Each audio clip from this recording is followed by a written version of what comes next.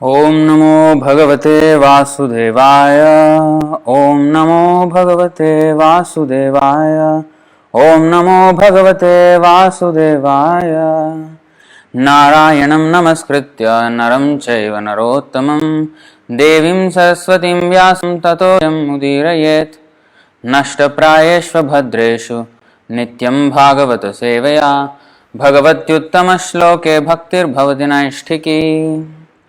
Before reciting the Srimad Bhagavatam, which is the very means of conquest, one should offer respectful obeisances unto the personality of Godhead Narayana, unto Naranarayan Rishi, the supermost human being, unto Mother Saraswati, the goddess of learning, and unto Srila Vyasadeva, the author.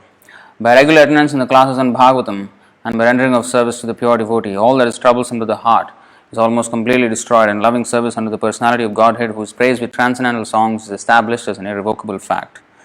Namo Vishnupadaya Krishna Preshthaya Bhutale Srimate Bhaktivedanta Swaminiti Namine Namaste Saraswate Deve Gauravani Pracharine Nirvishesha Sunyavadi Paschatya Deshatarine Jai Shri Krishna Caitanya Prabhu Nityananda Shri Advaita Gadadhara Shri Vasadi Gaura Bhakta Vrinda Hare Krishna Krishna Krishna Hare Hare Hare Rama Rama Rama Hare Hare.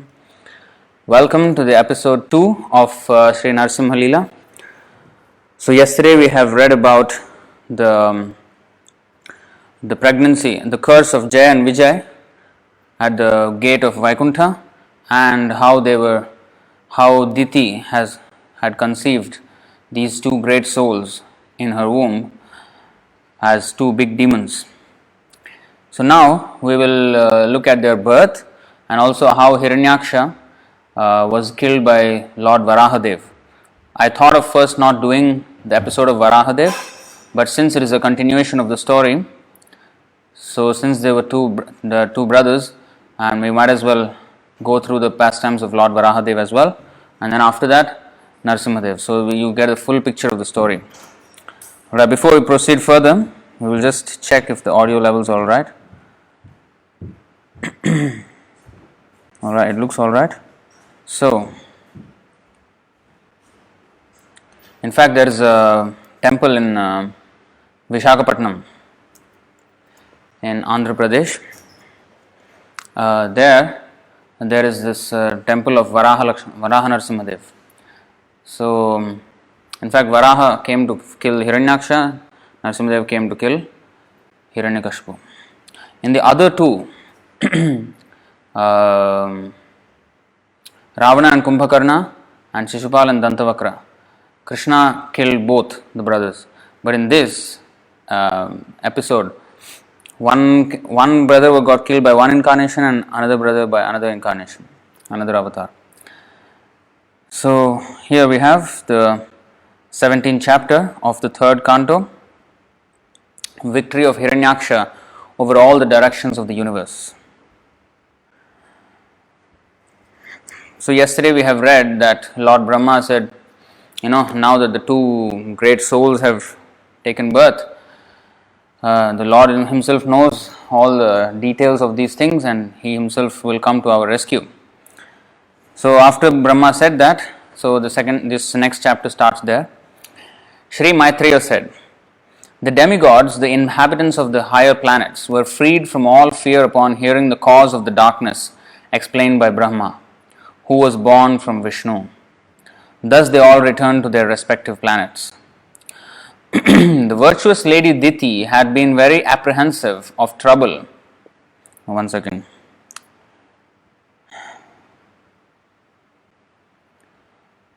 The virtuous lady Diti had been very apprehensive of trouble to the gods from the children in her womb, and her husband predicted the same. She brought forth twin sons after a full 100 years of pregnancy. So actually Diti had the power to keep the children within her womb for 100 years.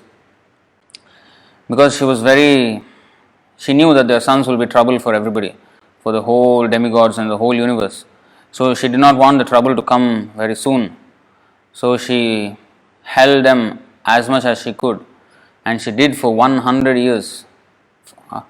She brought forth twin sons after a full 100 years of pregnancy. It's unprecedented, Usually when there is force the air of parturition will push the baby downward. But Diti could manipulate. She's so powerful, you see. So she could control that and kept the babies in her womb. On the birth of the two demons, there were many natural disturbances, all very fearful and wonderful, in heavenly planets, the earthly planets, and in between them. So when there are too many natural disturbances, we should understand that there are demoniac people taking birth, and these are telltale signs of calamities. There were earthquakes along the mountains on the earth, and it appeared that there was fire everywhere. Many inauspicious planets like Saturn appeared, along with comets, meteors, and thunderbolts. So you see, if you actually see the year 2020 that we are in now, in the January there were fire everywhere in the Australia, the whole Australia. There were so many bushfires, and then earthquakes. Every now and then we have news, and then many inauspicious planets like Saturn. I think this current thing also something to do with Saturn. This coronavirus, the whole situation. There was one boy who's a Krishna devotee who actually predicted this. He's just a small, I think 12-year-old boy maybe. He predicted this whole disease would happen way back in August last year. He already predicted that December to around May will be very intense. So that's exactly what is happening. So these are all telltale signs. There blew winds which were most uninviting to the touch, hissing again and again and uprooting gigantic trees. They had storms for their armies and clouds of dust for their ensigns. The luminaries in the heaven were screened by masses of clouds in which lightning sometimes flashed as though laughing. Darkness reigned everywhere and nothing could be seen. The ocean with its high waves wailed aloud as if stricken with sorrow, and there was a commotion among the creatures inhabiting the ocean. The rivers and lakes were also agitated, and lotuses withered. Misty halos appeared around the sun and the moon during solar and lunar eclipses again and again. Actually, when this lunar eclipse happened, lunar? Was it lunar? Solar eclipse, whichever. The eclipse that happened in December. So I was actually outside. So I saw around the sun, around the whole thing was a halo. Halo means like a misty, round circle, around the eclipse. So I knew, because I already read this part before, so I knew this was not auspicious. It looks nice, it looks wonderful, it looks like a spectacle, but it is a sign of a unpleasant future. The misty halos appeared around the sun and the moon during solar and lunar eclipses again and again. Claps of thunder were heard even without clouds, and sounds like those of rattling chariots emerged from the mountain caves. So these are all the signs of omens. Who was expert at the signs of these omens? What is a good omen? What is a bad omen? When they see these things, they know what to expect. in the Ramayana, Bharat, Ram's brother Bharat, of course they are all avatars of Krishna, but he was especially expert in the signs of omens. So these are all not just superstitions. Some of course became superstitions. They were not mentioned in the Shastras, but in the Shastras there is actually the sign of omens. Like it is said that when we are going out somewhere, for example, if somebody crosses our path with a bucket full of water, that means it's an auspicious sign, or a pot full of water. And if they are walking with an empty bucket or empty pitcher of water, then that is a telltale sign of something not very pleasant. So in this way, there are so many things. In Ramayana it is actually mentioned, all these things, and here also we see some of this. In other places also, when Krishna left this world, Yudhishthira Maharaj was seeing so many signs, because he did not know that Krishna left. Arjuna knew. Arjuna was coming back from Dwaraka to Hastinapur, and Yudhishthira Maharaj already, he knew something, he expected the worst, that Krishna had already left this world, because he was seeing so many signs which were inauspicious. So here also in this chapter we will see so many signs which are inauspicious. So claps of thunder were heard even without clouds, and sounds like those of rattling chariots emerged from the mountain caves. In the interior of the villages, she-jackals yelled portentously, vomiting strong fire from their mouths. And jackals and owls also joined them with their cries. They have this. I think in movies also we have seen when the jackal, they will cry like this in the night. These are all actually even dogs do that, and even that is also here. The next verse, raising their necks, the dogs cried here and there, now in the manner of singing and now of wailing. So when the ghosts, even when the ghosts come, the dogs can see. So they will raise their necks and they will wail. They will not just woo woo woo. That is different. But woo, like that kind of sound, that is it is inauspicious. There's something, they can see something which we can't see, like this. And even they have sixth sense. They have this sense that something is wrong, so they do this. So when we see this, we can understand that something is wrong. O Vidura, the asses ran hither and thither in herds, striking the earth with their hard hooves and wildly braying. Frightened by the braying of the asses, birds flew shrieking from their nests, while cattle in the cowsheds as well as in the woods passed dung and urine. Cows, terrified, yielded blood in place of milk. From the udder, blood was coming out. Clouds rained pus, and the images of the gods in the temples shed tears, and trees fell down without a blast of wind. So that sometimes the deities, when we see tears in their eyes, that means there is something not auspicious. Ominous planets such as Mars and Saturn shone brighter and surpassed the auspicious ones such as Mercury, Jupiter and Venus, as well as a number of lunar mansions. Taking seemingly retrograde courses, the planets came in conflict with one another. Astrologers will know these things more clearly. Marking these and many other omens of evil times, everyone but the 4 sage sons of Brahma, who were aware of the fall of Jaya and Vijaya and of their birth as Diti's sons, was seized with fear.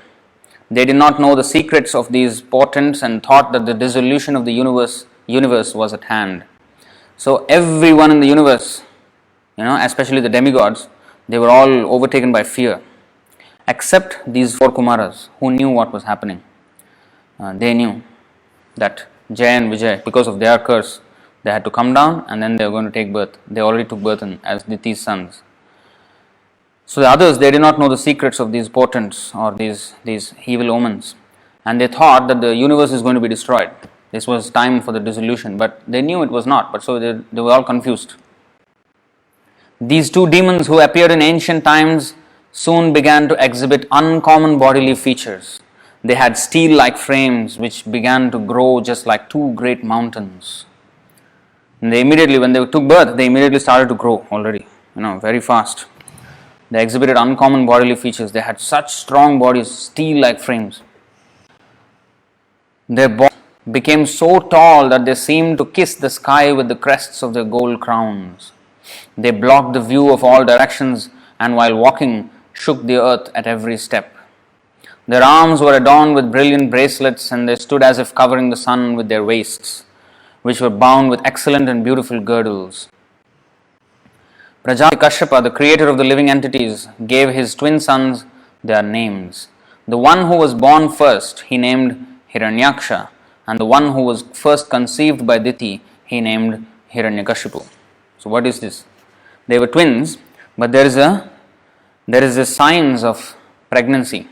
Is there a Shastra, which is explained in the purport here. You see, he named the one who is born as Hiraṇyākṣa.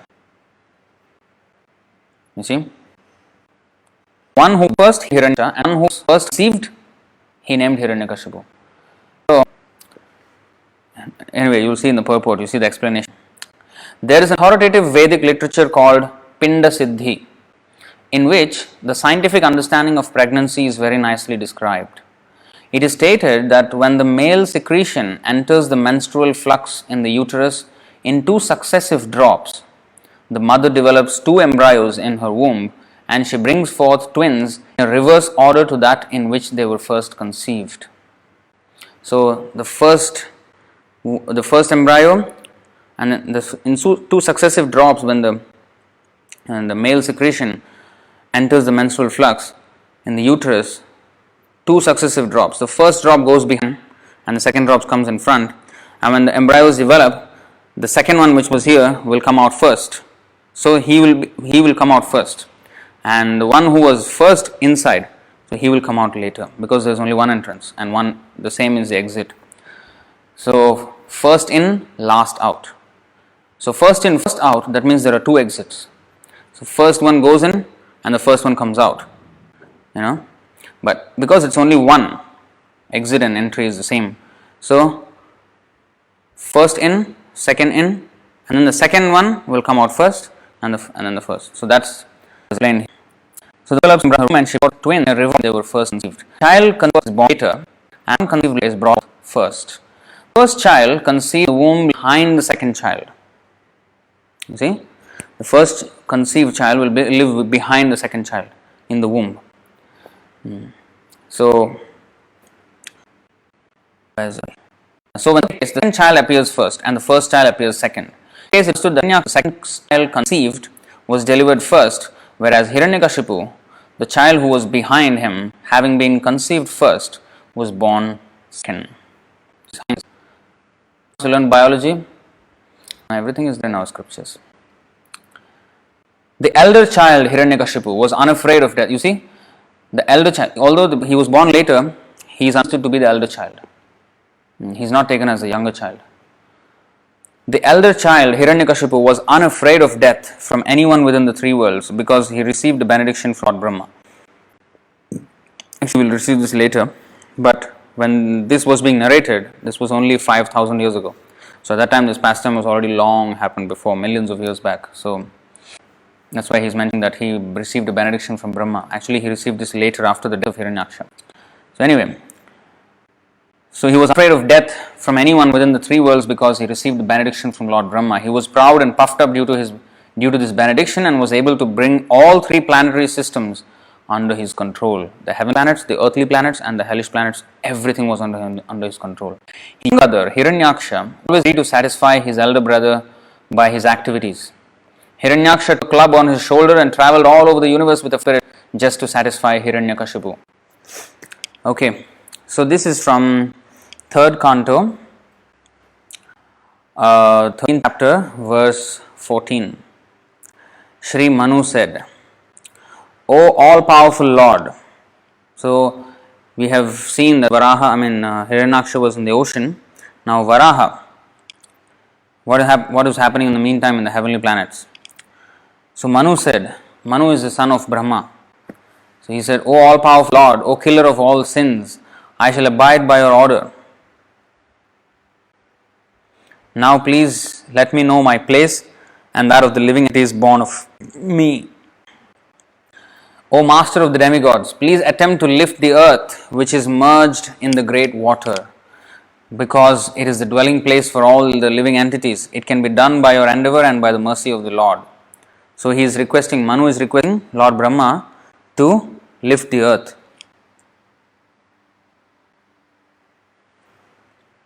There is still some disturbance.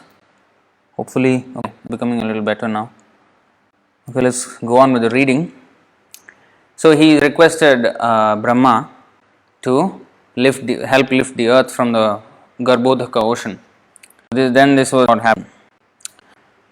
Sri Maitreya said, thus, seeing the earth merged in the water, Brahma gave his attention for a long time to how it could be lifted, because he did not know what to do. Lord Brahma himself did not know how to save the earth. What to do now? Brahma thought, while I have been in the process of creation, the earth has been inundated by a deluge and has gone down into the depths of the ocean. What can we do who are engaged in this matter of creation? It is best to let the Almighty Lord direct us. So he did not know what to do. He had no idea how to do it, and he just thought, you see, this is Lord Brahma. Lord Brahma is the most powerful creator of this universe, but without the Lord, he is nothing. He thought best let him direct us. O sinless Vidura, all of a sudden, while Brahma was engaged in thinking, a small form of a boar came out of his nostril. So it came out of his nostril, from his nose. So the Lord boar, the Varāha, he came like that, from the nostril of Lord Brahma. The measurement of the creature was not more than the upper portion of a thumb, like this, like this thumb. He was not much bigger than this. Was not more than upper portion of a thumb. Very small, like this, small boar, like this. Listen, Bharata, while Brahma was observing him, that boar became situated in the sky in a wonderful manifestation as gigantic as a great elephant. Struck with wonder at observing the wonderful-like form in the sky, Brahma, with great Brahmanas like Marichi, as well as the Kumaras and Manu, began to argue in various ways. They were arguing, who is this? What is this? Is this some extraordinary entity coming in the pretense of a boar? It is very wonderful that he has come from my nose. First of all, this boar was seen no bigger than the tip of a thumb, and within a moment he was as large as a stone. My mind is perturbed. Is he the Supreme Personality of Godhead Vishnu? While Brahma was decorating his sons, the Supreme Personality of Godhead Vishnu roared tumultuously like a great mountain. The omnipotent Supreme Personality of Godhead enlivened Brahma and the other highly elevated Brahmanas by again roaring with his uncommon voice, which echoed in all directions. When the great sages and thinkers who are residents of Naloka, Tapala and Saloka heard the tumultuous voice of Lord Boar, which was the all-auspicious sound of the all-merciful Lord, they chanted auspicious chants from the three Vedas. So even though he was shouting like a boar, his sound is different from ordinary boar. And they immediately could understand that this was Vishnu. They started chanting all the Veda prayers. Playing like an elephant, he entered into the water. This is the Garbhodaka ocean. After roaring again in reply to the Vedic prayers by the great devotees. The Lord is the object of the Vedic prayers, and thus he understood that the devotees' prayers were meant for him. When they were all the Brahmanas, the sages, and everybody was chanting so many hymns from the Vedas, so many shlokas, then he understood, so he replied by his roaring, and then he dived deep into then what he did. Before and water rescued earth, Lord Boar flew in the sky, slashing his tail, his hard hairs quivering. His very glance was luminous, and he scattered the clouds in the sky with his hooves and his glittering white tusks. He was personally the Supreme Lord Vishnu and therefore transcendental, yet because he had the body of a hog, he searched after the earth by smell. His tusks were fearful, and he glanced over the devotee Brahmanas engaged in offering prayers. Thus he entered the water. Okay, we may think why the Lord has to take the form of a boar, a pig. So the answer is that the pig, hog, they are always near the garbage, dirty areas. So the earth was below, in the Garbhodaka ocean, and just above the Garbhodaka ocean are the hellish planets, and above that is the Patal Loka, and then all the planetary systems.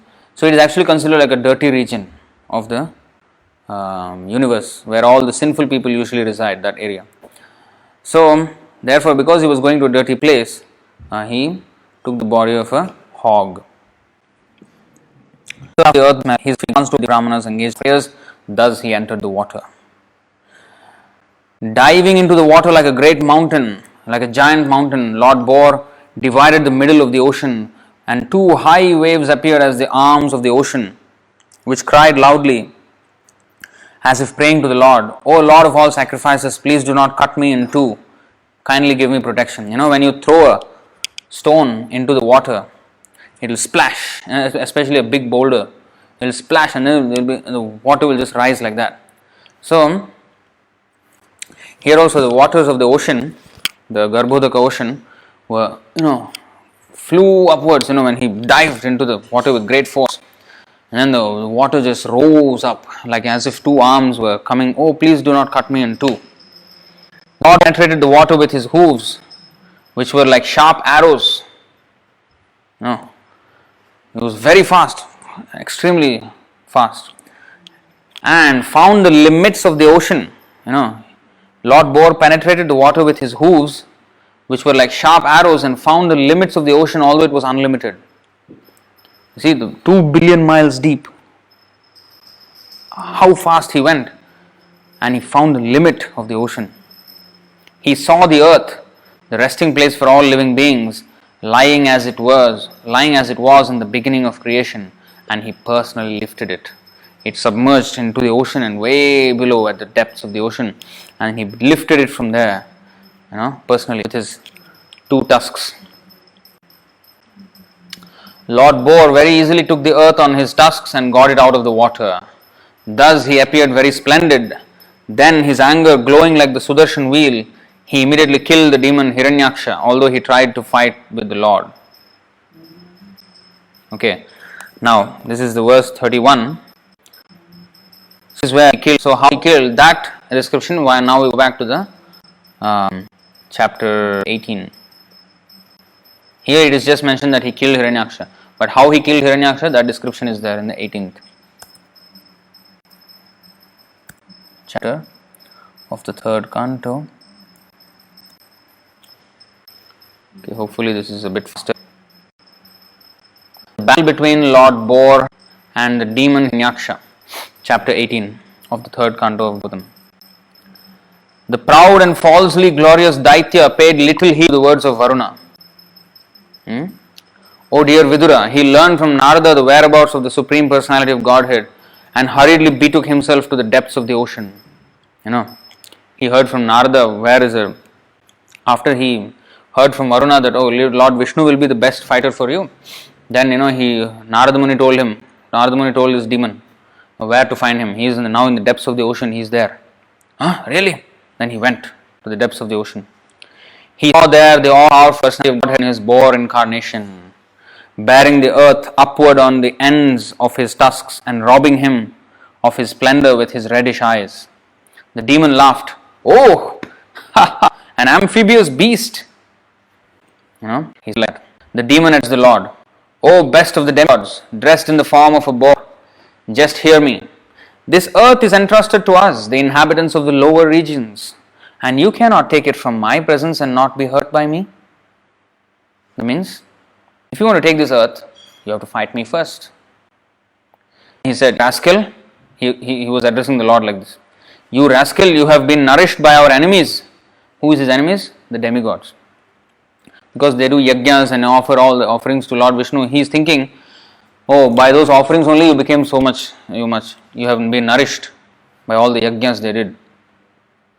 You rascal, you have been nourished by our enemies to kill us, and you have killed some demons by remaining invisible. O fool, your power is only mystic. So today I shall enliven my kinsmen by killing you.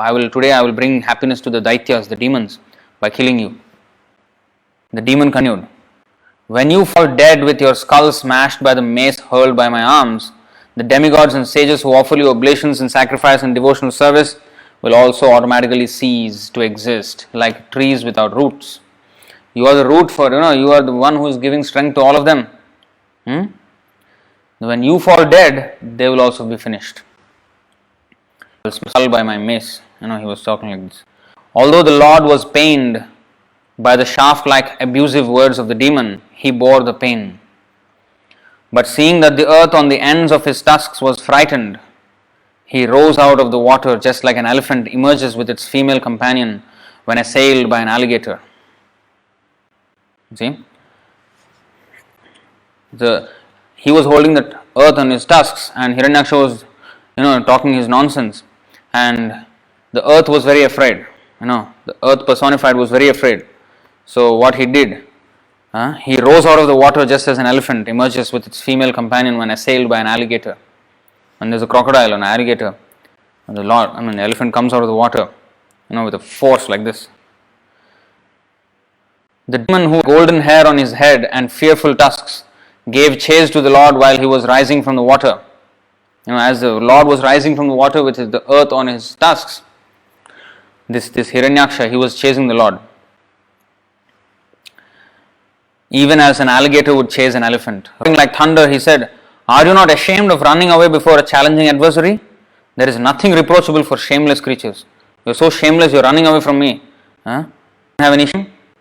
The Lord placed the earth within his sight on the surface of the water and transferred to her his own energy in the form of the ability to float on the water. While the enemy stood looking on, Brahma, the creator of the universe, extolled the Lord, and the other demigods rained flowers on him. Now here is an important point.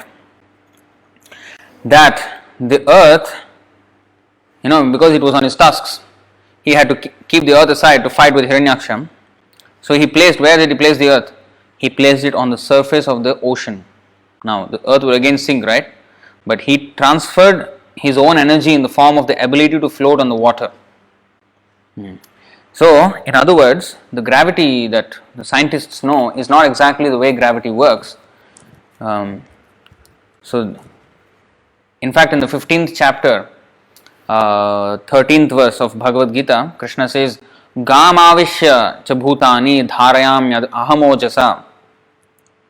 So, he said in the Bhagavad Gita that I enter into each planet, and because of my energy, the planets float. Actually, you see, the planets, they are round and they're so heavy. I mean, how heavy is the earth? But the earth is floating in the air as if it was a cotton swab, in the space. How is it? Of course, the scientists say that it is because of the gravitational pull of the sun and all that. But the Lord says no, that is not exactly the way how it works. There is a different concept altogether. So he actually, by his own energy, he enters into each planet and makes the planet float. And the same thing he did with this earth here, that he transferred to the earth his own energy in the form of the ability to float on the water. So like that, the earth was just like a inflatable globe, like that, as if it was inflatable globe. It was floating on the water. While the enemy stood looking on, this Hiraṇyākṣa was looking on as the Varāha did this. And Brahma, they were all glorifying the Lord, and other demigods rained flowers on him. The demon, who had a wealth of ornaments, bangles and beautiful golden armor on his body, chased the Lord from behind with a great mace. That great gada he was holding. He was chasing the Lord. The Lord tolerated his piercing ill words, but in order to reply to him, he expressed his terrible anger. The personality of Godhead said, Indeed, we are creatures of the jungle, and we are searching after hunting dogs like you. One who is freed from the entanglement of death has no fear from the loose talk in which you are indulging, for you are bound up by the laws of death. Certainly we have stolen the charge of the inhabitants of Rasatal and have lost all shame. Although bitten by a powerful mace, I shall stay here in the water for some time because, having created enmity with a powerful enemy, I now have no place to go. He was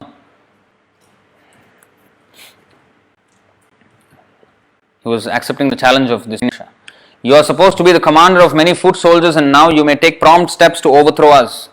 Give up all your foolish talk and wipe out the cares of your kith and kin by slaying us. One may be proud, yet he does not deserve a seat in an assembly if he fails to fulfill his promised word. In other words, he is saying, you are talking like, you are very big, that you can, kill me and all this. Don't talk too much because you have to prove your words. Because all this empty talk is not respectable in an assembly, in a high class assembly.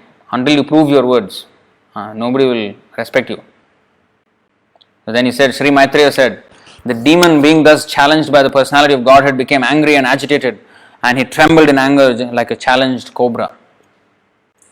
Hissing indignantly, all his senses shaken by wrath, by anger, the demon quickly sprang upon the Lord and dealt him a blow with his powerful mace. The Lord, however, by moving slightly aside, dodged the violent mace blow aimed at his breast by the enemy, just as an accomplished yogi would elude death. So an accomplished yogi, he can escape death. They can go whenever they want, and they can go wherever they want. And a real yogi, yoginam api sarvesham madgatena antaratmana shraddhavan bhajate yomam same yukta tamomataha. Chapter 6, text 47 of Bhagavad Gita. Krishna is saying, the greatest of all yogis is the devotee, and he eludes death Death cannot capture the devotee because he is death means what? End of your activities, a full stop to your activities. So that is death. So materially our activities can be put to a full stop, but our spiritual activities will continue after death, just in the same way. And in fact, the devotee will get eternal life in Vaikuṇṭha, and therefore he completely eludes death. The personality of God now exhibited his anger and rushed to meet the demon who bit his lip in rage, took up his mace again and began to repeatedly brandish it about. He was whirling his mace, he was brandishing about, in anger. Then when with his mace the Lord struck the enemy on the right of his right eyebrow. But since the demon was expert in, the Lord hit the demon on the right of his eyebrow. But since he was expert in hitting oriental wisdom, he protected himself by a maneuver of his own mace. He blocked with his own mace. In this way, the demon Hiraṇyākṣa and the Lord, the personality of God, had struck each other with their huge maces, which each enraged and seeking his own victory. Just a second. Okay. There was keen rivalry between the two combatants. Both had sustained injuries on their bodies from the blows of each other's pointed maces, and each grew more and more enraged at the smell of blood on his person. In their eagerness to win, they performed maneuvers of various kinds, and their contest looked like an encounter between two forceful bulls for the sake of a cow. So this is the Kshatriya spirit. Kshatriya, when he smells blood on his person, when he is hit and blood comes out, that will give him so much more fire. Other people will be, what happened? But Kshatriya is not like that. The more he sees blood, the more he gets energy. So this was happening, and both were getting blood. You may say, how Hiraṇyākṣa, how can he hit the Lord and blood come out? This is how the Lord wants to enjoy, And also, by receiving blows from Hiraṇyākṣa, when the Lord is hit, all the demigods, the sages, the devotees, everybody who is looking on, who is watching the war, will be praying for the Lord even more intensely. So he wants to create that intensity of prayer for the devotees. So sometimes he makes these kinds of movements. Even when he was fighting with Kaliya snake, Krishna.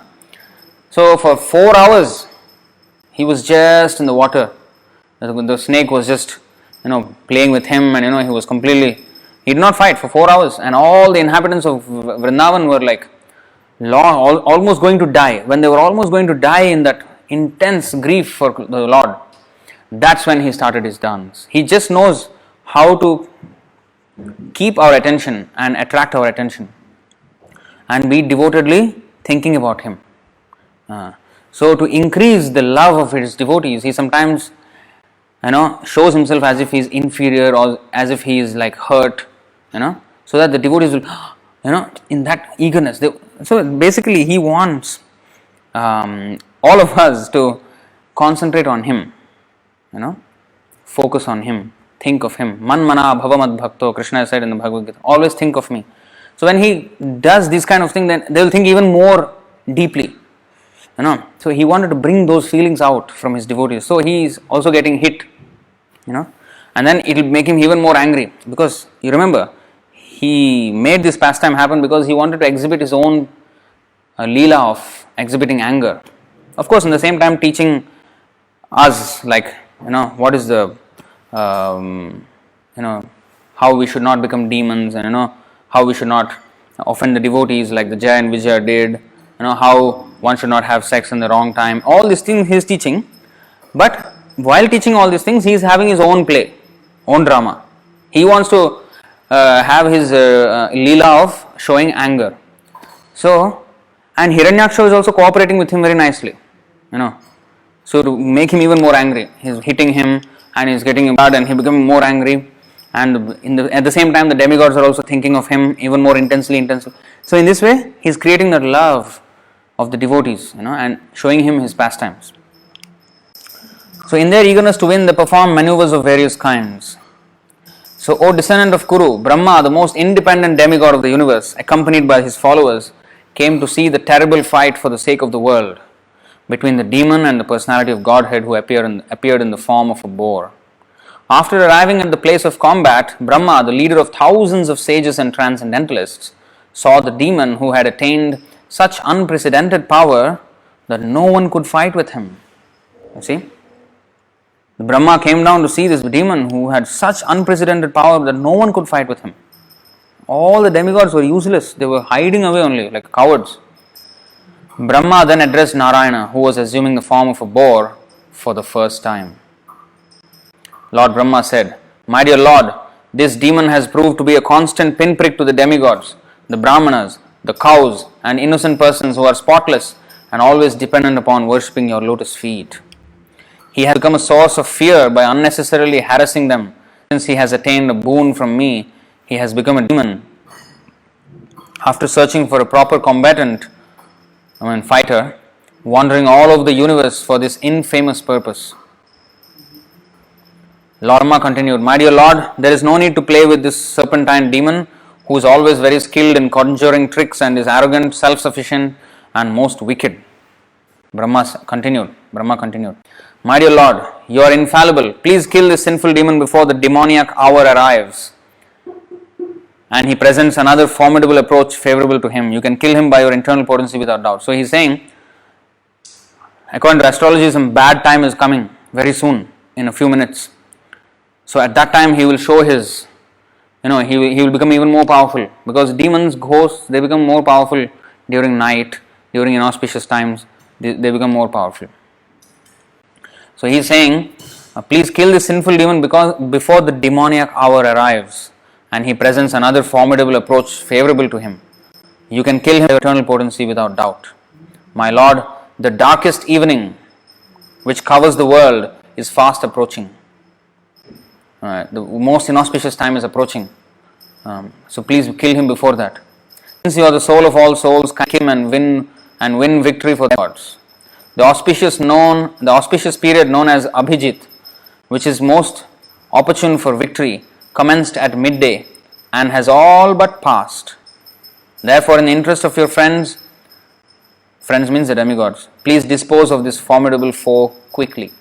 So at midday the Abhijit time has started. It's very auspicious for victory, and now the time is almost finished. That auspicious time is finishing and the darkest evening is going to start. So before that happens, please, this demon, luckily for us, he said, "This demon, luckily for us, has come of his own accord to you, his death ordained by you. Therefore exhibit your ways, kill him in the duel and establish worlds in peace." So this was how this chapter concluded. Then we go to the next chapter. The king of the demon Hiraṇyākṣa. Sri Maitreya said, after hearing the words of Brahma, the creator, which were free from all sinful purposes and as sweet as nectar, the Lord heartily laughed. The Lord laughed because he doesn't need all these things. He knows what is the time, what is the darkest evening, what is the time of victory. Everything he already knows. But he was laughing at the concern that Brahma had, and that anxiety of the demigods. For him, it's just a play, child's play. For the demigods, it's a huge thing. You see, the Lord heartily laughed and accepted his prayer with a glance laden with love. So just before going on, I just want to check if the audio and video is alright.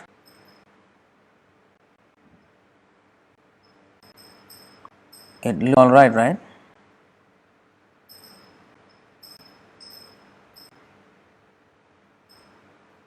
Yeah, I think it looks right.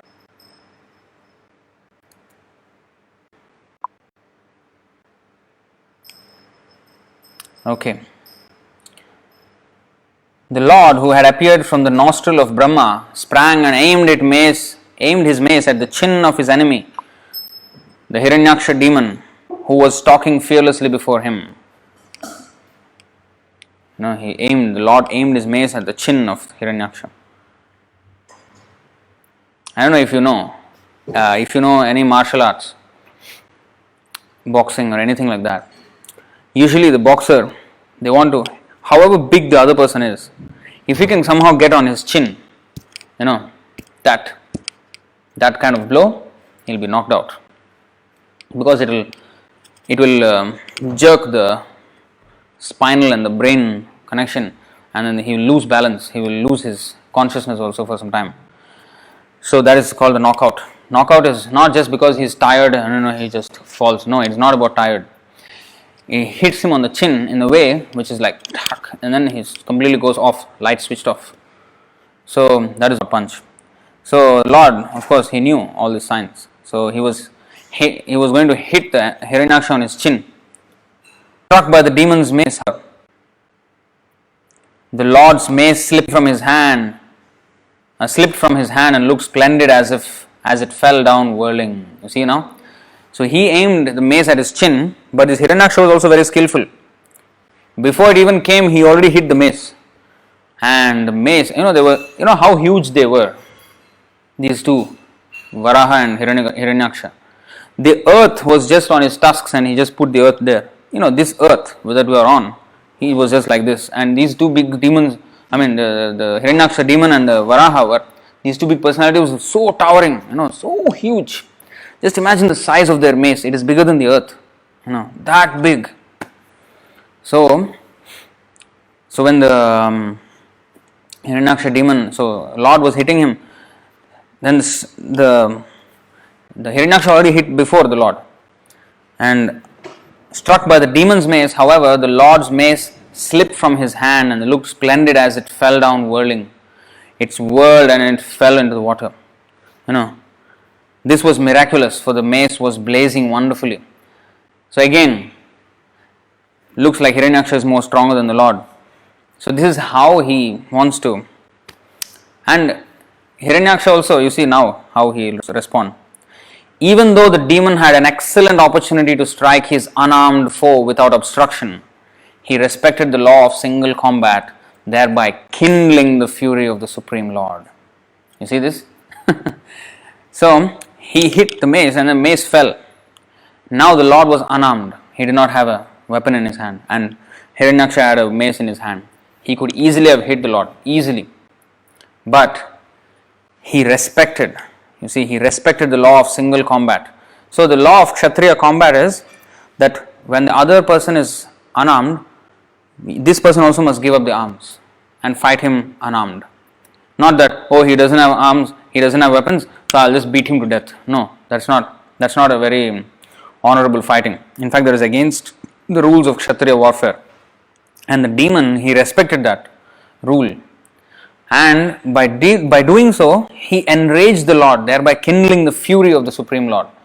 So, you see, the Hiraṇyākṣa, because this is the secret, of course, that he is a great devotee. So, out of curse, he came in like this. So, he also knew how to, because the Lord wanted to exhibit his pastime of anger, and he also knew how to make him more angry, because that's what the Lord wants to do anyway.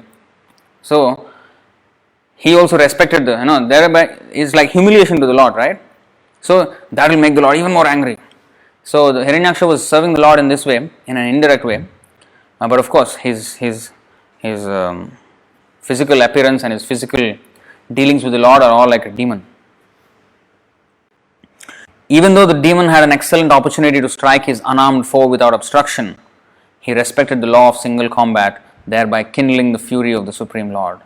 As the Lord's mace fell to the ground, and a cry of alarm arose from the witnessing crowd of gods and rishis. Rishis means all the sages and the demigods.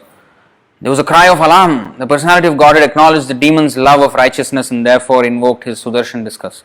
You see? Again, the Lord, by letting his mace slip from his hand. How can something slip from the hand of the Lord? Everything is within his control. Even Hiraṇyākṣa is within the control of the Lord. Why Hiraṇyākṣa is so strong? When the Lord is hitting him, he could hit faster than him. That ability in Hiraṇyākṣa is also given by the Lord only. How can something slip from the hand of the Lord? No. It is again pastime. So, in one way, he is allowing Hiraṇyākṣa to serve him to increase his anger. And on the other side, the rishis, the devatas, the devotees, they are all, the Lord is in danger, that kind of feeling. He's bringing in them. You see, all these things he's doing, which we won't even notice. We just, it's like a fight. But, he's doing all these things wonderfully at the same time. So, the personality of Godhead acknowledged the demon's love of righteousness. He acknowledged, good job. You have at least some respect of, at least some rules you follow. So, then he invoked his Sudarshan Chakra. As the discus began to revolve in the Lord's hands and the Lord contended at close quarters with the chief of his Vaikuṇṭha attendants, who had been born as Hiraṇyākṣa, a vile son of Diti, there issued from every direction strange expressions uttered by those who were witnessing from airplanes. They had no knowledge of the Lord's reality and they cried, "May victory attend you, pray dispatch him, play no more with him." They were crying out. They were not like, anyway, the Lord will kill him, just watch the fun. They were, very, because some of them did not know whether it was a Lord or some demigod or who, they did not know. And some, even though they knew, they saw that the mace all was slipping. So it looked like, this is a really, a close fight, It's not like a, what is that called? Cakewalk, And it was not a walkover, It was a, serious fight, No joke. So they were having this kind of feeling for the Lord. When the demon saw the personal Godhead, who had eyes just like lotus petals standing in position before him, armed with his Sudarshan discus, his senses were overpowered by indignation, that means anger. He began to hiss like a serpent and he bit his lip in great resentment. The demon who had fearful tusks, stared at the Supreme Personality of Godhead as though to burn him.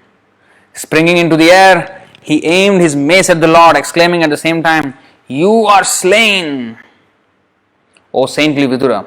While his enemy looked on, the Lord in his boar form, the enjoyer of all sacrificial offerings, playfully knocked down the mace with his left foot, even as it came upon him with the force of a tempest. You know what's a tempest?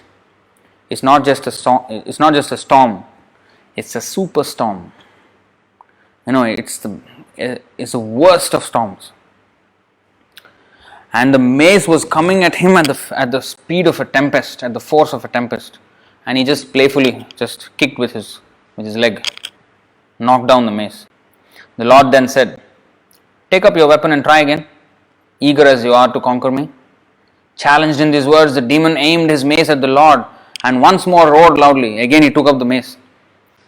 When the Lord saw the mace flying toward him, he stood firmly where he was and caught it with the same ease as Garuda, the king of birds, would seize a serpent. And it was very, very nice to watch. The whole fight was so nice to watch. We only watch like very choreographed fights between, in the movies where, some like Jackie Chan or Bruce Lee or all this, and we may like, all the moves and everything so like a dance, But this was even far at a totally different level, at the topmost level. And it was like a, perfect, it was like moves were all so nice. Any fighter would enjoy watching this. When the Lord saw the mace, so he caught it with the same ease as Garuda, the king of birds, would seize a serpent. Just as an eagle, is the king of eagles, Garuda. He would hold a serpent and then catch. Like that, he just caught the mace, with his hands. Of course, you may say, where is the hands for the pig, boar? The Lord's foot can act as a hand. Everything is possible, sir. Angani yasya sakalendriya vrittimanti pashyanti panti kalayanti chiram jaganti. So everything is possible for the Lord. His valor thus frustrated, the great demon felt humiliated and was put out of countenance. He was reluctant to take back the mace when it was offered by the personality of Godhead. See how much pride they have, these warriors, especially Hiraṇyākṣa. First time already the mace, missed him. So then he said, try again. Then he again tried, and this time he just caught it. And the Lord giving him, try again. He refused to take. No, I don't want. So pride, because it was humiliation for him. The Lord is giving him his, this thing, weapon back. He now took a trident, Trishul with the three pointed this thing. So he now took a trident which was as rapacious as a flaming fire, means as dangerous as a flaming fire, and hurled it against the Lord, the enjoyer of all sacrifices, even as one would use penance for a malevolent purpose against a holy Brahmana. Hurled by the mighty demon with all its strength, the flying trident shone brightly in the sky. The personality of Godhead, however, tore it to pieces with his discus Sudarshan Chakra, which had a sharp-edged rim, even as Indra cut off a wing of Garuda. That means just like Indra cut off the wing of Garuda, so this Sudarshan Chakra cut the trident. Now one may say, when did Indra cut the wing of Garuda? So I was also thinking the same thing. So actually Prabhupada explains in the purport a history of what exactly happened between Indra and Garuda. So in the purport you will see, the context of the reference given herein regarding Garuda and Indra is this. Once upon a time, Garuda, the carrier of the Lord, snatched away a nectar pot from the hands of the demigods in heaven in order to liberate his mother Vinata from the clutches of his stepmother Kadru, the mother of the serpents. So, Kadru was a snake, serpent, and that was his stepmother. I do not know exactly what is the family lineage of Garuda. So his mother was a bird, eagle, Vinata, and from the clutches of his stepmother, Kadru, the mother of the serpents. On learning of this, so the nectar pot was in the demigod's hands, so he snatched away from them the pot to give to his mother. So on learning of this, Indra, the king of heaven, hurled his thunderbolt against Garuda. With a view to respect the infallibility of Indra's weapon, Garuda, though otherwise invincible, being the Lord's own mount, dropped one of his wings, which was shattered to pieces by the thunderbolt. The inhabitants of higher planets so sensible that even in the process of fighting they observe the preliminary rules and regulations of gentleness. In this case, Garuda wanted to show respect for Indra. Since he knew that Indra's weapon must destroy something, he offered his wing. So when the demigods do something, it must have a result. So this is the way that the Lord created. So suppose when we want to do something, sometimes we may not achieve it. Okay? We may fail at achieving it. But the demigods, when they think of something, they will never fail. That's one of their... So, that was one of their, characteristics. Actually, there is a similar incident in the case of Kunti Devi, the mother of the Pandavas. She served Durvasa Muni very nicely when she was a young girl, virgin girl, and Durvasa Muni was very satisfied with her service, and she cooked for him, everything she took care of him very nicely. So he was very satisfied, and he gave her the boon, that whichever demigod you want, you chant this mantra, I will give you this mantra, you chant this mantra and you can have child with that demigod whenever you want, whichever demigod you want. So she was not married at the time, but she wanted to test it. She was too eager. Being a young girl, she was too excited. Wow. And she did not think about marriage and all these things. She just chanted for and then she thought of the sun god, and the sun god came. The Surya came, and she was horrified because she was not married, and if she has sex with him, then she will no more be a virgin and nobody would marry her. That is the Vedic culture. Nobody would marry a girl who is not a virgin. So she was horrified that this happened. Then she pleaded with the sun god that please, I just tested his mantra only out of curiosity. But please, you go away, go back to the sun planet. I don't want to have now because I'm not married. So then he said, no, you don't understand the ways we demigods work. When we come for some purpose, it has to be fulfilled. And I can't go back without fulfilling my purpose. They will laugh at me in the heaven. Now that I have been called by you, it must happen. So you must have a child with me. But I will bless you in such a way that your virginity will not be lost.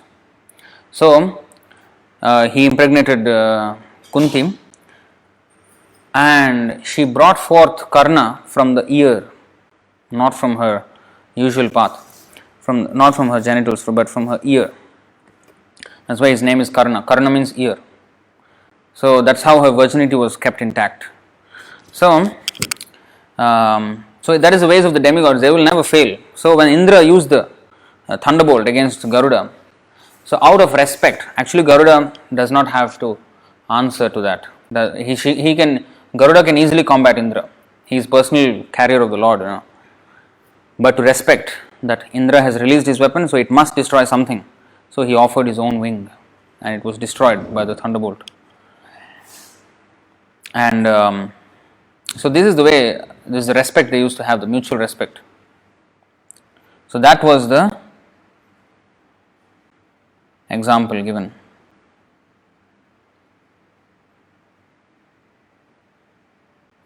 So hurled by the mighty demon, so when the trident came, the Lord Sudarshan Chakra also cut the trident just as Indra cut the wing of Garuda. The demon was enraged when his trident was cut to pieces by the discus of the personality of Godhead. He therefore advanced toward the Lord and, roaring aloud, struck his hard fist against the Lord's broad chest, which bore the mark of Srivatsa. Then he went out of sight. He disappeared. He hit the Lord on his chest and he disappeared from there. Hit in this manner by the demon, O Vidura, the Lord, who had appeared as the first boar, did not feel the least quaking in any part of his body. He did not feel anything, any more than an elephant would when struck with a wreath of flowers. You hit an elephant with a garland of flowers. How much will it hurt the elephant? Nothing. So Hiraṇyākṣa, although he punched him so hard, it was nothing for the Lord. The demon, however, employed many conjuring tricks against the personality of Godhead, who is the Lord of Yogamaya. At the sight of this, the people were filled with alarm and thought that the dissolution of the universe was near. They were thinking that the universe is going to be destroyed now. Fierce winds began to blow from all directions, spreading darkness occasioned by dust and hailstorms. Stones came in volleys from every corner as if thrown by machine guns. Stones were like a machine gun. The luminaries in outer space disappeared due to the skies being overcast with masses of clouds which were accompanied by lightning and thunder.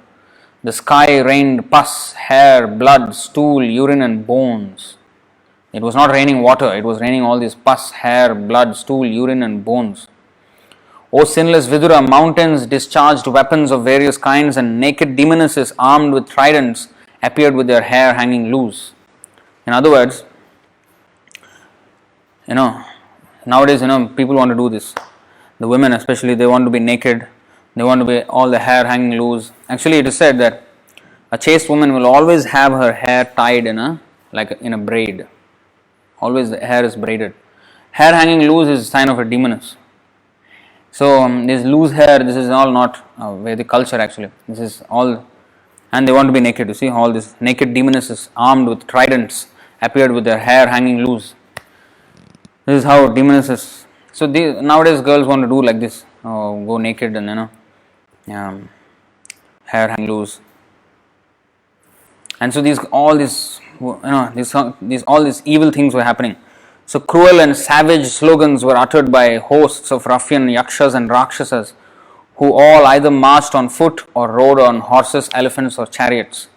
All kinds of rakshasas, yakshas, ghosts, goblins, all were there. The Lord, the personal enjoyer of all sacrifices, now discharged his beloved Sudarshan, the chakra, which was capable of dispersing the magical forces displayed by the demon. At that very moment, a shudder suddenly ran through the heart of Diti, the mother of Hiraṇyākṣa. She recalled the words of her husband Kashyapa, and blood flowed from her breasts. This was a bad omen for her. Some shudder suddenly ran through the heart of Diti. Her heart suddenly felt a palpitation. Whoa, something.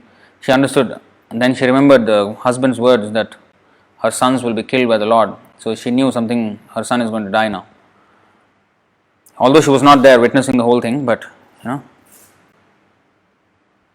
When the demon saw his magic forces dispelled, he once again came into the presence of the personality of Godhead Keshava, and with full of rage tried to embrace him within his arms to crush him. But to his great amazement, he found the Lord standing outside the circle of his arms. So he wanted to do this, but the Lord slipped, and before he could even do, then the Lord was outside the circle of his arms. The demon now began to strike the Lord with his hard fists, but Lord Adhokshaja slapped him in the root of the ear. Slapped him. As they say in India, they say, "Kaan ka niche ek de tu." In Hyderabad they say like this. That means under the ear I will give you one slap. That means, so the same way the Lord actually gave one tight slap, under the ear, at the root of the ear. Even as Indra, the lord of the Maruts, hit the demon Vritsura. So, those struck indifferently by the Lord. So the Lord did not strike it like as if he aimed it, the choice of his best choice of shots. No, he just struck him indifferently, as if just like one of his many shots. He just one slap, not like with full force, with complete force. No, he just struck him just like that. Though struck indifferently by the Lord, the conqueror of all, the demon's body began to wheel. His eyeballs bulged out of their sockets. Eyes came out of the sockets. His arms and legs broken and the hair on his head scattered. He fell down dead like a gigantic tree uprooted by the wind. Aja, Brahma and others arrived on the spot to see the fearfully tusked demon lying on the ground, biting his lip. The glow of his face was yet unfaded, and Brahma admiringly said, "Oh, who could meet such blessed death?" Brahma continued, "He was struck by a forefoot of the Lord." The foot, the feet of the Lord, the lotus feet. Great yogis, they are meditating on the feet just to get shelter of his lotus feet. And now those very feet have hit the demon Hiraṇyākṣa, have personally touched the body of Hiraṇyākṣa. So he is saying, who could meet such blessed death? He was struck by a forefoot of the Lord, whom yogis, seeking freedom from their unreal material bodies, meditate upon in seclusion and mystic trance.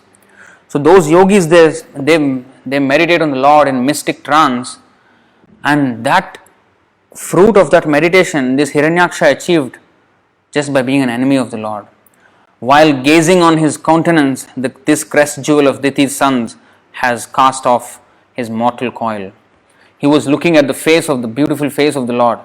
And usually, this is what actually the yogis look for, the devotees. If they can, just like Bhishmadev, he was dying and he requested the Lord to be standing before him. And he looked upon the beautiful face of the Lord and he passed away. And same way Haridas Thakur also passed away. He asked Chaitanya Mahaprabhu to stand before him. And while gazing at the face of the Lord and holding the feet on his chest, the Lord's feet, he asked the Lord to sit down, and then, his feet he took and put it on his chest, and he gazed at the face of Chaitanya Mahaprabhu and passed away in that glorious manner by chanting Krishna, Krishna like that. Similar way, Brahma is saying Hiraṇyākṣa also died the same way. The feet of the Lord touched his body, and that caused his death. At the very feet of the Lord he died. And he was looking at the face of the Lord. Who could meet such a blessed death? So that's why, while gazing on his countenance means face, this crest jewel, that means the best of Diti's sons, has cast off his mortal coil. These two personal assistants of the Supreme Lord, having been cursed, have been destined to take birth in demoniac families. After a few such births, they will return to their own positions. Then the demigods, of course, started their prayers. So the demigods, the rishis, all were, praising the Lord like anything after this.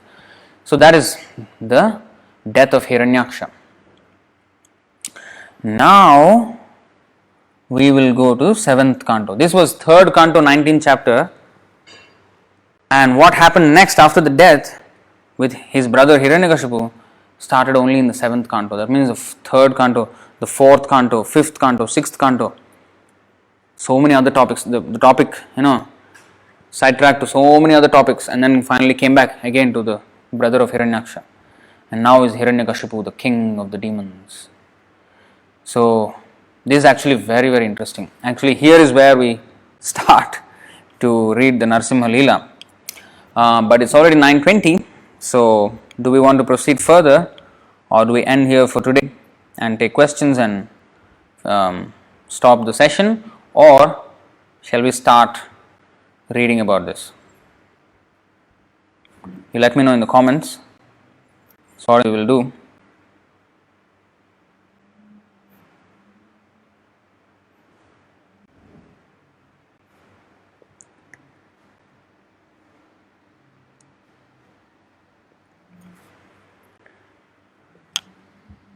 So what is your opinion? Kindly let me know. Do we proceed? Somebody says proceed, read more. Okay. We will start with Hiraṇyakāśipu's reaction to his brother's death. Alright? Okay, we will read a little more. As described in this chapter, after the annihilation of Hiraṇyākṣa, Hiraṇyākṣa's sons and his brother Hiraṇyakāśipu were very much aggrieved. You see? Okay, we will actually read the actual texts, because this is a summary. The actual thing will start here. So Narad Muni said, "My dear King Yudhishthira, when Lord Vishnu, in the form of Varāha the boar, killed Hiraṇyākṣa, Hiraṇyākṣa's brother Hiraṇyakāśipu was extremely angry and began to lament. Filled with rage and biting his lips, Hiraṇyakāśipu gazed at the sky with eyes that blazed in anger, making the whole sky smoky. Thus he began to speak. Exhibiting his terrible teeth, fierce glance and frowning eyebrows, terrible to see, he took up his weapon, a trident, and thus began speaking to his associates, the assembled demons.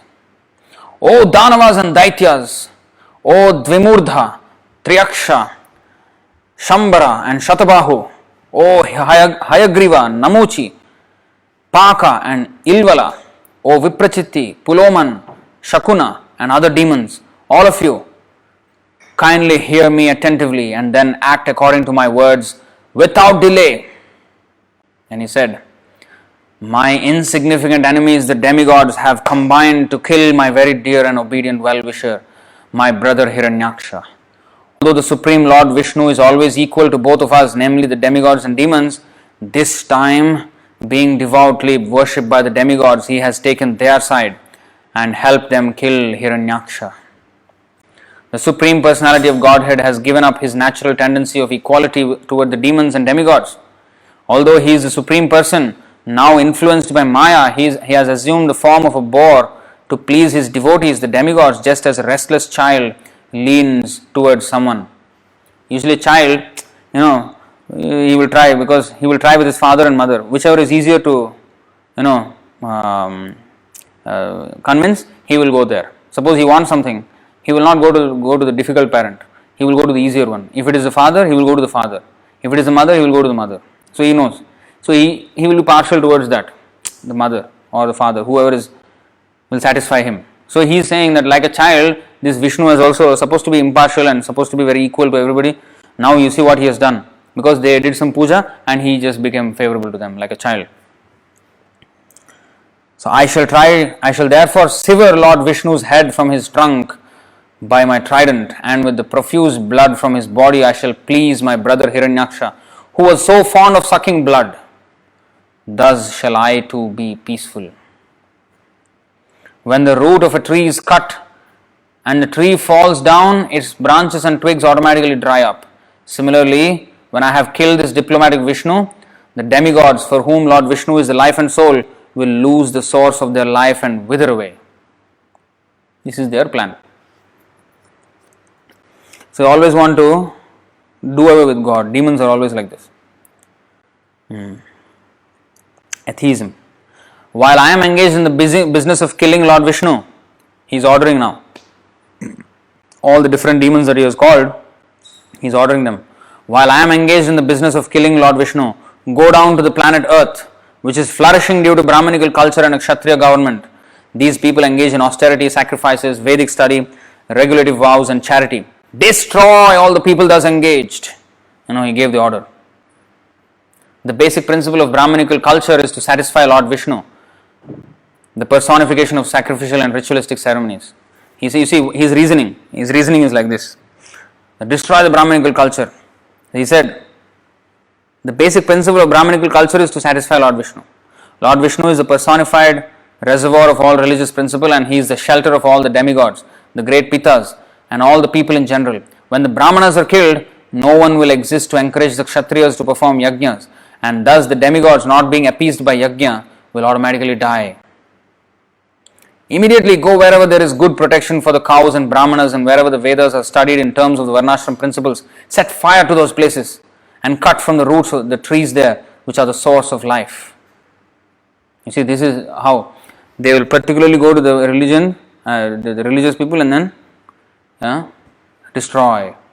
This is the way of the demons. See, these terrorist activities are going on since then, not only now. There also the terrorism was going on. Hiraṇyākṣipu, Hiraṇyākṣa was the biggest terrorists.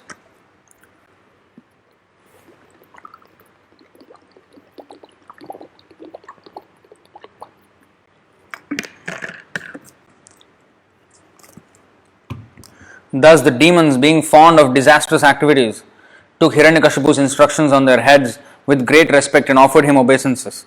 According to his directions, they engaged in envious activities directed against all living beings. The demons set fire to the cities, villages, pasturing grounds, cow pens, gardens, agricultural fields and natural forests. They burned the hermitages of the saintly persons, the important mines that produced valuable metals, the residential quarters of the agriculturists, the mountain villages, and the villages of the cow protectors, the cowherd men. They also burned the government capitals. This is exactly what terrorists are doing now. You see, there are many Hiraṇyākṣipus and Hiraṇyākṣas only.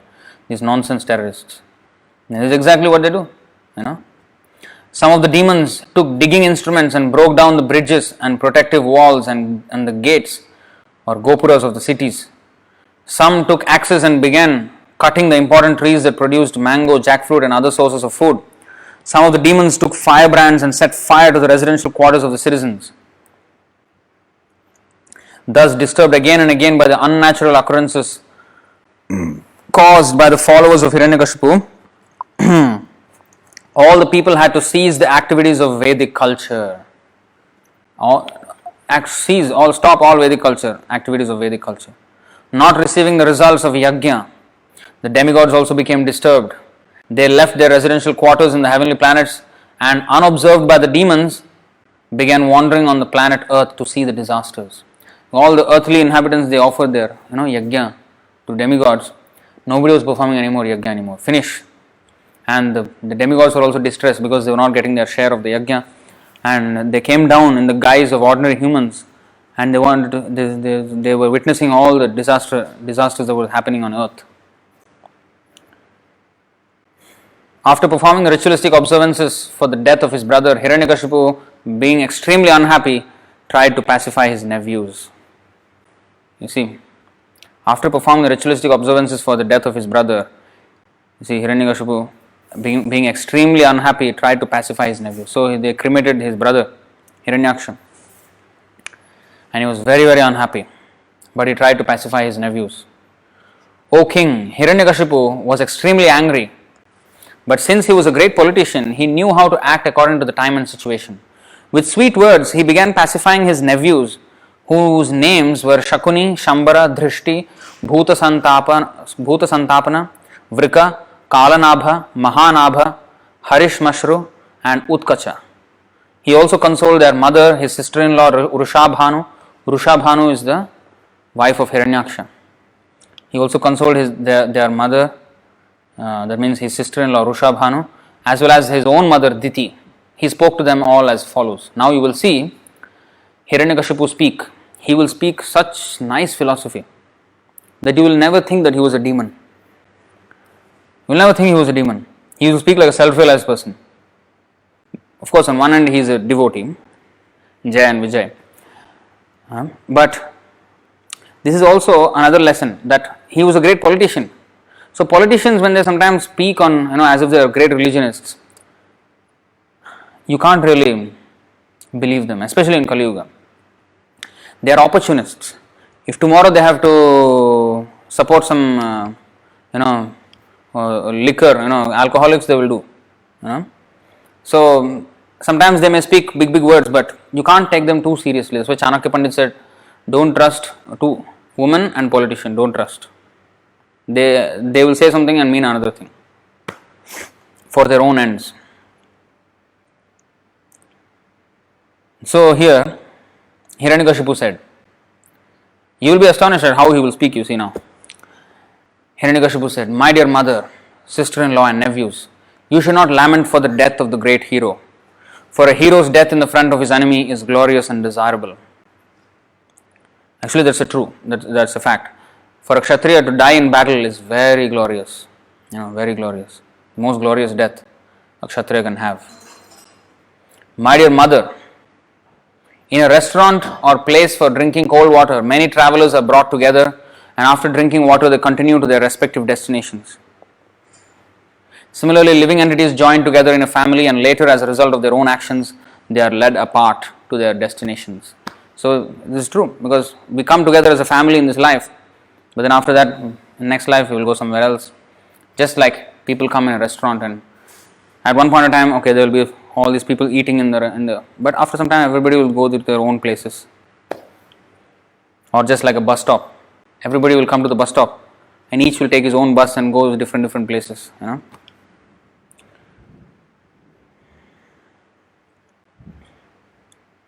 The spirit soul, the living entity, has no death, for he is eternal and inexhaustible.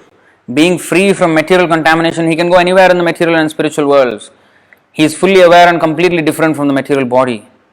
But because of being misled by misuse of his slight independence, he is obliged to accept subtle and gross bodies created by the material energy, and thus be subjected to so-called material happiness and distress.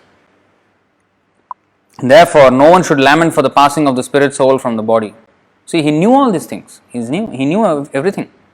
But still he was forced to act in that way because of the curse.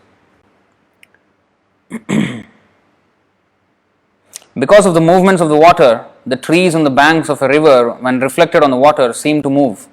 Similarly, when the eyes moves, because of some mental derangement, the land appears to move also. So he's giving an analogy now. In the bank of a lake or a river, if you see the reflection of the tree in the water, and if the water is moving, the reflection also is moving like that. Even if in the night, if you see the reflection of the moon on the water, the moon is like that, But actually the moon is not moving, but in the water it appears like that because of the waves of the water, the movement of the water. And similarly, when the eyes move because of some mental derangement, when one becomes dizzy, and the eyes move, then he feels like the whole world, everything is just like, moving here and there. A drunken man also feels like that. And then they cannot stand properly. They don't know which is actually straight. What is straight, they don't know. So, he's giving these two examples. Why? In the same way, O my gentle mother, when the mind is agitated by the movements of the modes of material nature, the living entity, although freed from all different phases of the subtle and gross bodies, thinks that he has changed from one condition to another. This is actually all good philosophy. This is all straight philosophy. So, because of the moving of the three modes of material nature, we think, oh, I was a young boy, now I am a man, I will grow old. These movements that we see of our life, actually it's not true. The soul doesn't grow at all. The soul is always the same. But because the body moves, we identify with the body and we think we are also moving, we are also growing. But no, the soul doesn't change at all. That's what he's saying. In his bewildered state, the living entity, accepting the body and mind to be the self, considers some people to be his kinsmen and others to be his outsiders. Because of this misconception, he suffers. He's talking all this right, but he's doing the same thing. He's thinking that his brother is his own kinsman and Vishnu is his outsiders, the demigods outsider, and he said, go and kill all those brahmanas, set fire to their houses. He did all that, and then now talking big philosophy. So his words and actions are not matching up. So this is when we can understand he is a duplicitous person. And Chaitanya Mahaprabhu taught in Chaitanya Charitamrita that duplicity is kutinati. We must come out of this. This is one of the biggest weeds A devotee cannot be duplicitous. That means he cannot say one thing here and do another thing there and do one thing and say another thing. No, he cannot. He must walk his talk. So, Hiraṇyakashipu is talking all these things, but his walking is not the same. You see, he is saying that, because of in the bewildered state, because of the misconception, we consider somebody as enemy, somebody as friends. Actually, everybody is the children of the Lord. We should be equal to everyone. He is saying all these things, but he is not doing the same thing. You see, so this is the sign of a politician, a demon, or an opportunist, and diplomat. He knows how to speak, where, what to speak. He is not a self-realized soul. He is just opportunist. But of course, the secret again is he is a pure devotee, Jay and Vijay, these both. So he knows all these things. But by the force of the curse of the Kumaras, he had to act like a demon and cooperate with the Lord in his pastimes of anger. So because of his misconception, he suffers. Indeed, the accumulation of such concocted material ideas is the cause of suffering and so-called happiness in the material world. The conditioned soul, thus situated, must take birth in different species and work in various types of consciousness, thus creating new bodies. This continued material life is called samsara. Birth, death, lamentation, foolishness and anxiety are due to such material considerations. Thus we sometimes come to a proper understanding and sometimes fall again to a wrong conception of life. In this regard, actually this is the point, we sometimes come to a proper understanding, sometimes fall again to a wrong conception of life. This exactly happens when one dear relative they die.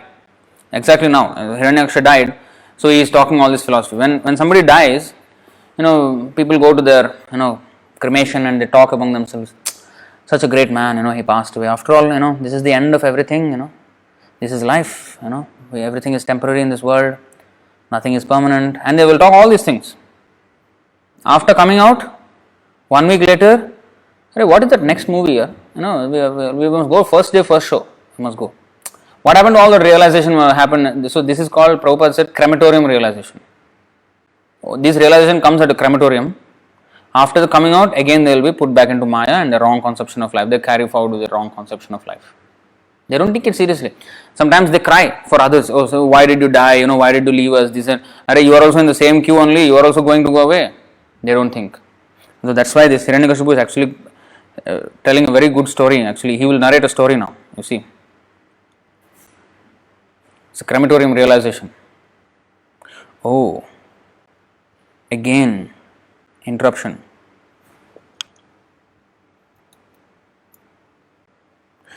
Do you feel interruption or not? Let me know in the comments, because I do.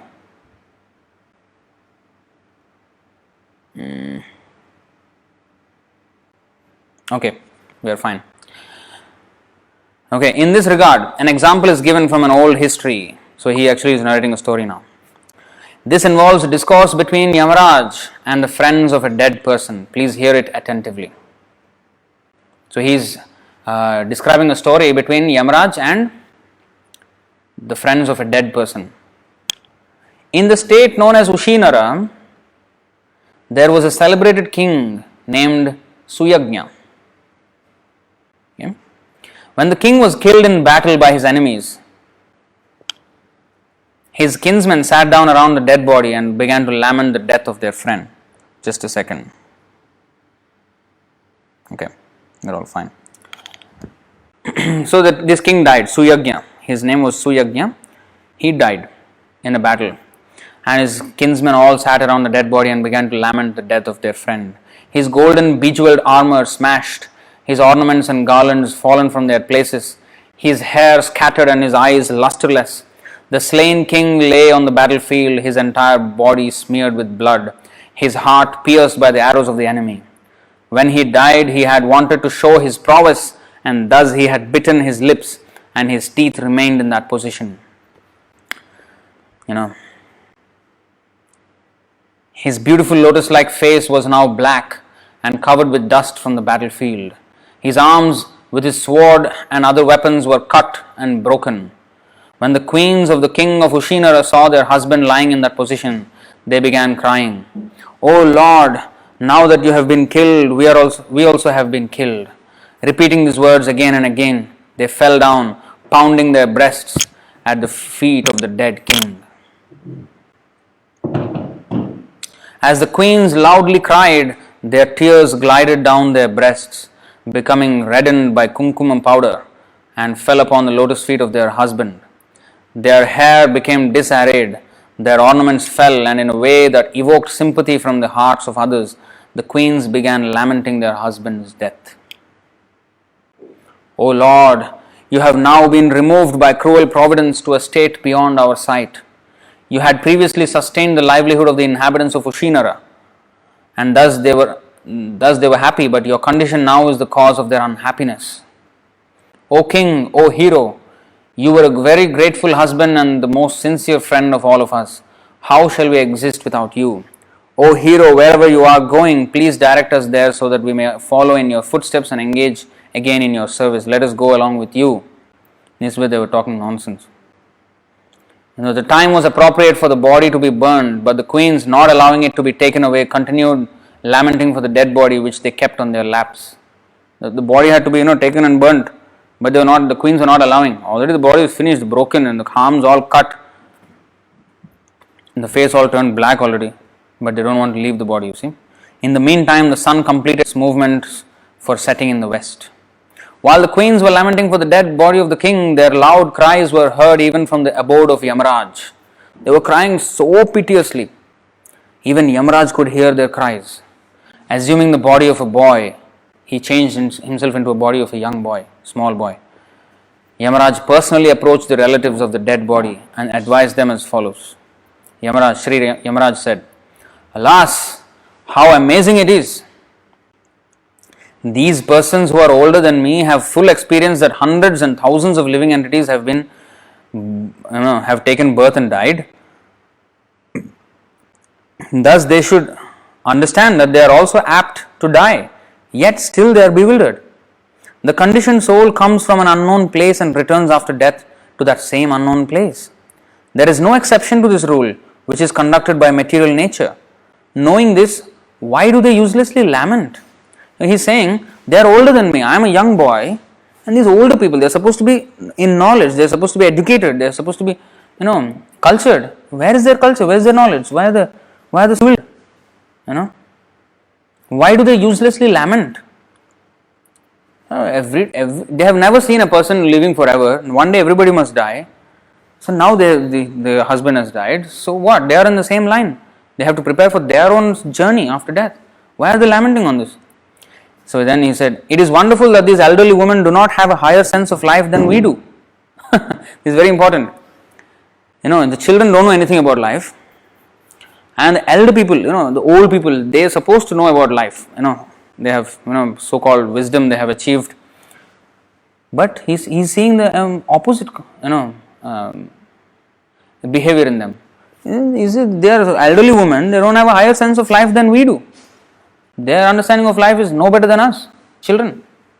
Indeed, we are most fortunate, for although we are children and have been left to struggle in material life, unprotected by father and mother, and although we are very weak, we have not been vanquished or eaten by ferocious animals. Thus we have a firm belief that the Supreme Personality of Godhead, who has given us protection even in the womb of the mother, will protect us everywhere. The boy addressed the women. "Oh, weak women!" He addressed, until now he was thinking, and now he actually addressed the woman. "Oh, weak women! Only by the will of the Supreme Personality of Godhead, who is never diminished, is the entire world created, maintained, and again annihilated. This is the verdict of the Vedic knowledge. This material creation, consisting of the moving and non-moving, is exactly like his plaything. Being the Supreme Lord, he is completely competent to destroy and protect. He can do whatever he likes. Is like his toy. This whole creation is like his toy. Sometimes one loses his money on a public street where everyone can see it, and yet his money is protected by destiny and not seen by others. Thus the man who lost it gets it back. On the other hand, if the Lord does not give protection, even money maintained very securely at home is lost. If the Supreme Lord gives one protection, even though one has no protector and is in the jungle, one remains alive. Whereas a person well protected at home by relatives and others sometimes dies, no one being able to protect him. You see? Yamaraj is speaking all these things. And Hiraṇyakāśipu is quoting this incident. Later, Prahlād Maharaj is saying the same thing. Balasya neha sharanam pitarau Nṛsiṁha nārtasya chāgadam udanmanti majjato nao taptasya tat pratividhirya ihanja sheshtas tāvad vibhota nubhritam tvadupekshitanam. So he says, without you, your protection, Nṛsiṁhadev, people may take any measures to save themselves, but nothing will work if your will is not there. If your will is that that person has to die, he will die no matter what. And if your will is that the person will not die, no matter what happens, he will not die. So these are some of the examples. So every conditioned soul receives a different type of body according to his work, and when the engagement is finished, the body is finished. Although the spirit soul is situated in subtle and gross material bodies in different forms of life, he is not bound by them, for he is always understood to be completely different from the manifested body. So the soul has nothing to do with these changes of the body. Just as a householder, although different from the identity of his house, thinks his house to be identical with him, so the conditioned soul, due to ignorance, accepts the body to be himself, although the body is actually different from the soul. You see this? A householder, although different from the identity of his house, thinks his house to be identical with him. So the conditioned soul, due to ignorance, accepts the body to be himself. This body is like a house, and we are the indwelling soul. So this body is obtained through a combination of portions of earth, water and fire, and when the earth, water and fire are transformed in the course of time, the body is vanquished. In the Bible also it is said, what is that? You have come from dust and you will become dust at the end. So we have come from the earth and we will mix in the earth. Not we, the body. We don't. Therefore they say, somebody when somebody dies, rest in peace. This rest in peace, they think that the person has died and is under the ground, 6 feet under the ground. He is not there. He is not resting there at all. He has gone already somewhere. There is no rest for the soul. He is always moving. Brahmadbhir purusham puryam manusham janma paryayat. He is Brahmadbhir. He is always moving around in different bodies. There is no such thing as resting in peace. There is no rest. The body will rest, yes. But the soul, there is no rest for the soul. If he is fortunate, he will go to the spiritual world and serve the Lord. But if he is not, he has taken somewhere birth in the material world and he is doing something else. So, this body is obtained, okay, this is all done. The soul has nothing to do with this creation and dissolution of the body. As fire, although situated in wood, is perceived to be different from the wood. You see the example. The fire is within the wood, is perceived to be different from the wood. As air, although situated within the mouth and nostrils, is perceived to be separate. And as the sky, although all-pervading, never mixes with anything, so the living entity, although now encaged within the material body of which it is the source, is separate from it. He is giving all the examples of things that are separate. So the fire, it looks attached to the wood, but no, it is perceived different from the wood. As air is within the nostrils, but is separate from the nostrils, it is not, it is unattached. Sky, it is all-pervading. It also never mixes with anything, and the living entity also never mixes with any part of his body. He is different. Just like when we are sitting in a car, when we are sitting in a car, we are not mixing with the car. No, we are sitting on the seat, but we are not mixing with the car. No, we are separate from the car. We are driving the car. The car is separate from us, and when we get out of the car will not move anymore. So similarly, the soul will not move anymore. I mean, the body will not move anymore because it is a car. But then the soul, when it goes out, the driver, which we are, then the body will not move. But the problem is, we think we are the car, we are this body. We look in the mirror and oh, this is me. That's our problem. When the driver thinks he is the car, then he has to be admitted into the mental hospital. And that is actually the case with us. We are thinking that we are this body. Yamaraj continued, "Oh lamenters, you are all fools." Already they are crying with the death of their husband, and he is telling you are all fools, The person named Suyagya for whom you lament, actually he's a very important point in this verse. The person named Suyagya for whom you lament is still lying before you and has not gone anywhere. Then what is the cause for your lamentation? Now, it's a very good question. Previously, he heard you and replied to you, but now, not finding him, you are lamenting. This is contradictory behavior, for you have never actually seen the person within the body who heard you and replied. There is no need for your lamentation, for the body you have always seen is lying here. Very nice, you see. He's saying, that Suyagya, that person for whom you are crying, that you have always seen his body only. You have never seen his soul, right? You have never seen him. He is the soul, not his soul. He is the soul. So you have never seen the soul. You have never seen the actual person who has been always replying to you or talking to you or hearing you. It was not the body that was hearing. Through the body, the soul was hearing. The soul was replying. The body has no power to reply. So, all the while you have only seen his body. And that same body is lying down here. So you are not missing anything. Why are you crying now? Because whatever you have always been seeing, that you are seeing even now. And what you have never seen, that you are unable to see now anyway. Right? So, why are you crying? This is contradictory behavior. You are seeing the same thing as you saw before, but now you are crying. And the real person for whom you are actually crying, you have never seen him. You have never seen him. You have only seen the body of that person all the while, and now you are seeing the same body. You have never seen the person. That is the soul. And now you cannot see him. So there is no need for your lamentation, for the body you have always seen is lying here. You are not missing anything. In the body, the most important substance is the life air. But that also is neither the listener nor the speaker. Beyond even the life air, the soul also can do nothing. You see, even the soul can do nothing. For the super soul, Paramatma is actually the director in cooperation with the soul. That's true. In science, in biology, when everybody would learn this in secondary school. So, there are something called voluntary muscles and involuntary muscles. And heart is an example of an involuntary muscle. And stomach also is an involuntary muscle. So, brain is also involuntary muscle. So, this involuntary means without you thinking about it, it is already beating the heart. Who is beating it? Who is beating it? The Paramatma. The Paramatma, by his power, the heart is beating.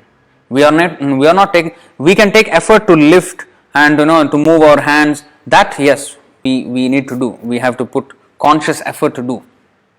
But we don't need to put conscious effort to move the heart. We don't need to put conscious effort to do our digestion. We just eat and forget about it. And the stomach will take care of it. The digestion. So these things are automatically going on. What is automatic? That means the Lord, the Paramatma is doing everything in the body. On our own, we cannot even maintain this body. The super soul conducting the activities of the body is different from the body and living force. Jai Shri Prabhupada ki jai. The super soul conducting the activities of the body is different from the body and living force. The 5 material elements, the 10 senses and the mind all combine to form the various parts of the gross and subtle bodies. So what are the 5 elements? Panchabhuta.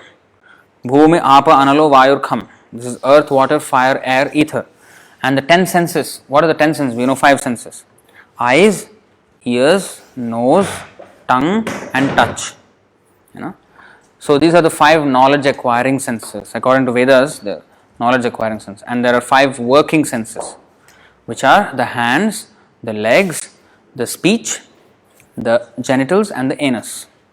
So these are 5 working senses. So 5 knowledge acquiring senses with which you would know about your surroundings, and 5 working senses with which you interact and you work in this world. The living entity comes in contact with his material bodies, whether high or low, and later gives them up by his personal prowess. This strength can be perceived in the living entity's personal power to possess different types of bodies. As long as the spirit soul is covered by the subtle body consisting of the mind, intelligence and false ego, he is bound to the results of his fruitive activities. As long as the spirit soul is covered by the subtle body, he is bound to the results of his fruitive activities. Because of this covering, the spirit soul is connected with the material energy and must accordingly suffer material conditions and reversals continually, life after life. It is fruitless to see and talk of the material modes of nature and the resultant so-called happiness and distress as if they were factual. They are not factual. So it is useless to talk about them. He's saying the happiness and distress of this world. It is useless to talk about them because they are not even factual. They are just like the waves that the moving of the moon is not factual. The moon is not moving. But on the surface of the water it appears to move. It is the water. We just have to understand that we are looking at the reflection, which is wrong. We should look at the real moon, which is the actual fact, which doesn't move. So, talking about why the moon is moving like this, it's not even moving first of all. That's the point he's trying to make. You see, it's not even moving. It's an illusion. We're looking at the wrong place. When the mind wanders during the day and a man begins to think himself extremely important, or when he dreams at night and sees a beautiful woman enjoying with him, these are merely false dreams. Even when we sleep and we get a dream, or we think, that is a dream, and now this is reality. But actually, even wakefulness is a dream. It's just a longer dream. This dream will last maybe 100 years after this finish. Just like we don't remember our previous life. Just like we don't remember our dreams. Sometimes many dreams we don't even remember. Only some dreams we remember. So just like that, this whole episode we will not remember after the next life. We won't remember. It's just like a dream. So it's just a longer dream. We consider this longer dream to be reality and the shorter dream to be a dream. But actually both are just long and short dreams. The reality is when the spirit soul wakes up to his eternal identity as an eternal servitor of the Supreme Lord.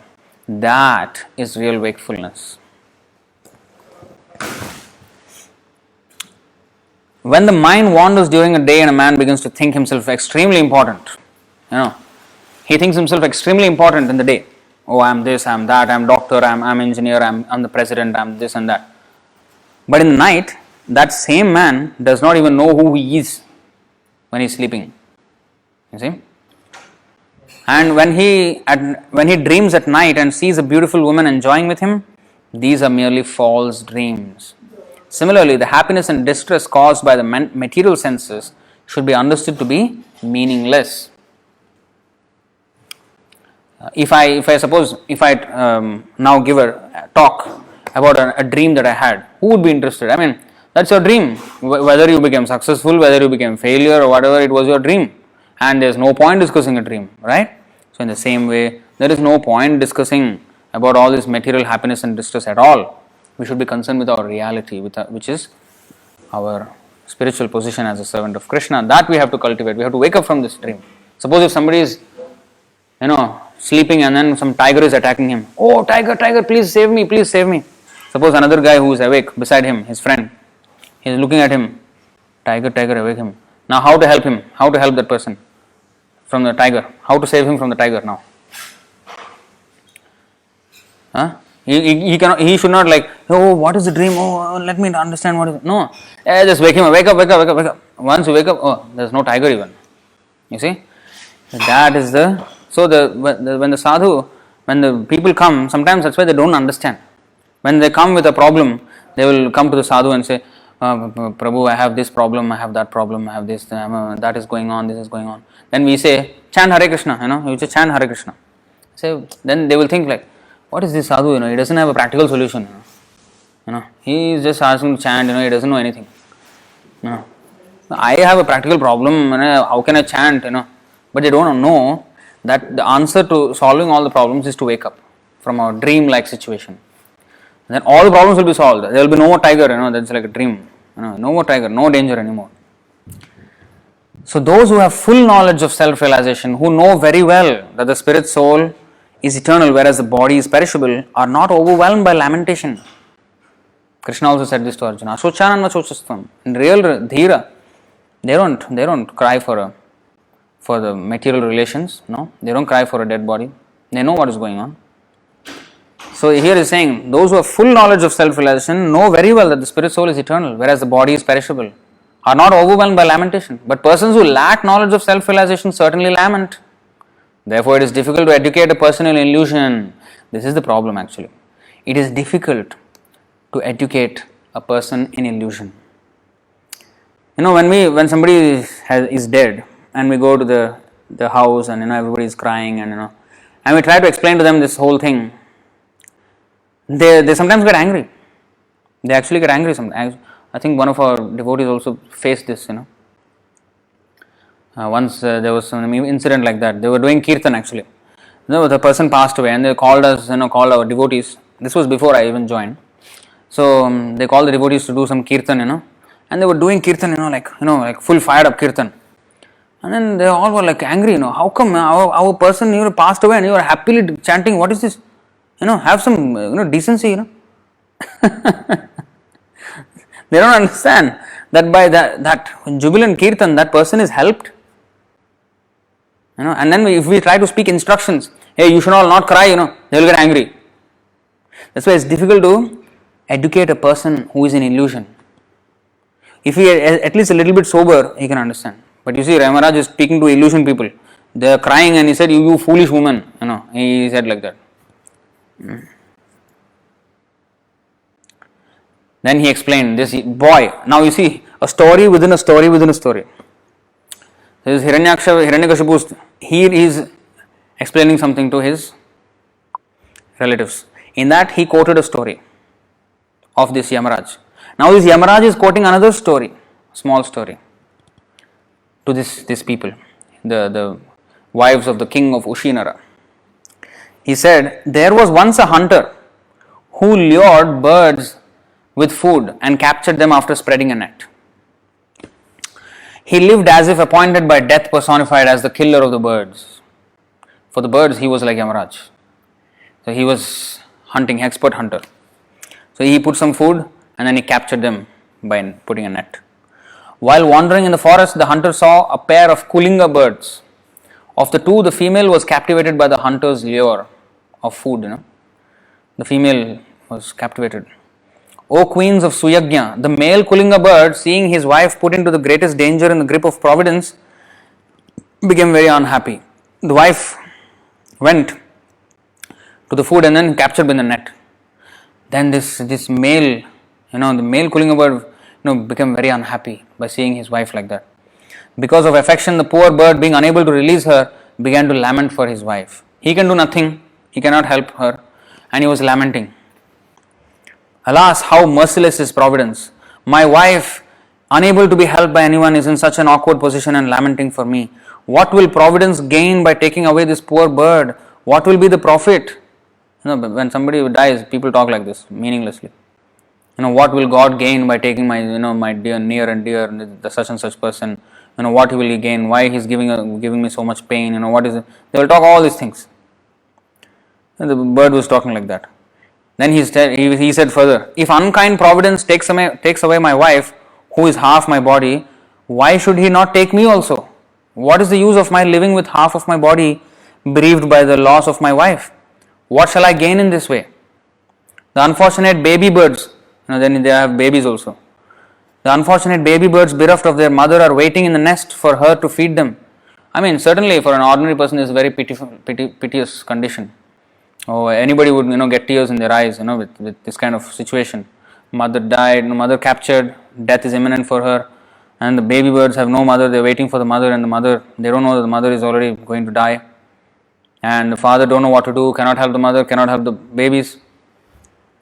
And then he's saying they are still very small and have not yet grown their wings. How shall I be able to maintain them? Because of the loss of his wife, the Kulinga bird lamented with tears in his eyes. Meanwhile, following the dictations of mature time, the hunter, who was very carefully hidden in the distance, released his arrow, which pierced the body of the Kulinga bird and killed him. Thus Yamaraj, in the guise of a small boy, told all the queens, "You are all so foolish that you lament, but you do not see your own death. Afflicted by a poor fund of knowledge, you do not know that even if you lament for your dead husband for hundreds of years, you will never get him back alive. And in the meantime, your lives will be finished." Just as this bird's life was finished, as he was lamenting and lamenting, thinking this way, thinking that way, what will happen to babies, what will happen to her, what will happen to me, and he died. Same way, time is like hunter. He will hunt everybody down. Time will hunt everybody down. And we are just in this line. When he catches sight of us, that's it. He will release the arrow and we will die also. So no point lamenting for others. We just have to get on with our own lives. And get on with our own lives means prepare for going back to Godhead. Hiraṇyākṣipu said, now Hiraṇyākṣipu, while Yamaraj in the form of a small boy was instructing all the relatives surrounded the dead body of Suyagya, everyone was struck with wonder by his philosophical words. They could understand that everything material is temporary, not continuing to exist. After instructing all the foolish relatives of Suyagya, Yamaraj in the form of a boy disappeared from their vision. Then the relatives of King Suyagya performed the ritualistic funeral ceremonies. Therefore, none of you should be aggrieved for the loss of the body, whether your own or those of others. Only in ignorance does one make bodily distinctions, thinking, who am I, who are the others, what is mine, what is for others. Sri Narada Muni continued. Diti, the mother of Hiraṇyākṣipu and Hiraṇyākṣa, heard the instructions of Hiraṇyākṣipu along with her daughters-in-law Rushabhanu, Hiraṇyākṣa's wife, the daughter-in-law. She then forgot her grief over her son's death and thus engaged her mind and attention in understanding the real philosophy of life. This is the end of this chapter. Next chapter we will continue tomorrow. Alright? It was quite a interruption in the middle. Alright, so now we will take the questions, if there are any. So we have one from Venkatesh, Bhakta Venkatesh. Indirectly, so question is, indirectly we can say gravitational force is the energy of the Lord only. Just that the name given by scientists is gravitational force, we can say. Yes, but their understanding of gravity is because the earth is very heavy and everything it will attract towards it. But that is not our understanding of gravity. Our understanding of gravity is that the Anantasesh, actually who is on whose hoods all the universes are there, by his force everything is being attracted towards him, and therefore everything goes down here. So in that way it is explained in a different way, not exactly in the way of mass, and that way gravitational force is differently understood in Vedic science. Okay, Vishnu Teja. Oh, so many by Vishnu Teja. All questions by Vishnu Teja only, except for one. In other Kali-yugas, how were the people delivered without Chaitanya Mahaprabhu? Absolutely don't know. Because there was a nice song by who? Vasudev Ghosh. What is that? Yadi gaur na hoito, tabe ki hoito, kemone dhari tam de, Radhar Mahima, Prema Rasa Sima, Jagate Janato Ke. So he said, in fact, the whole song goes very nicely, that what would have happened to us if Chaitanya Mahaprabhu did not come? How would we have maintained our bodies? How would we have maintained our lives? And who would have ever known the topmost limits of devotional service that comprise the glory of Sri Radha? So in this way he wrote a very beautiful song. So I do not know how the Lord always has his plans. We don't know, we can't know how it works. But this time we are at least fortunate, that much we know. At least we should not let this chance slip away, which is only comes once in 1000 kalpas, 1000 yugas, 1000 divya yugas. 1000 kalpas, sorry. So, are people born in Kali-yugas especially sinful? Mostly yes. That's why we are born here. It's a contaminated age, but Chaitanya Mahaprabhu, Kalikalir Dharm, Harinam Sankirtan, Krishna Nama Sankirtan. So, by Harinam, even the worst sinners can be delivered. What is that? Hariname Uddharilo, Sarasakshi, Jagai Madhai. So, the sinful people can be delivered by the holy name, that is the Yuga Dharma in Kali-yuga. So, especially, Kali-yuga population is definitely sinful. Otherwise, we would have taken birth in a better time. Anyway, all are sinful. In this material world, everybody is sinful. Pure people means only in Vaikuṇṭha. Another question. Is interplanetary travel not allowed in Kali-yuga? Pretty much. Because before people used to travel, like we said in another session, previous session, that the demigods, even until Yudhishthira Maharaj's time, Rajasuya Yajna, when he performed, he invited the demigods and they came down. So Kali-yuga, they are not interested to come down because all rascals here. And people were so qualified during the time Yudhishthira Maharaj was so qualified that demigods used to come and see him. But now there is no such qualified person, so they would not come. They are not interested to come to the earth.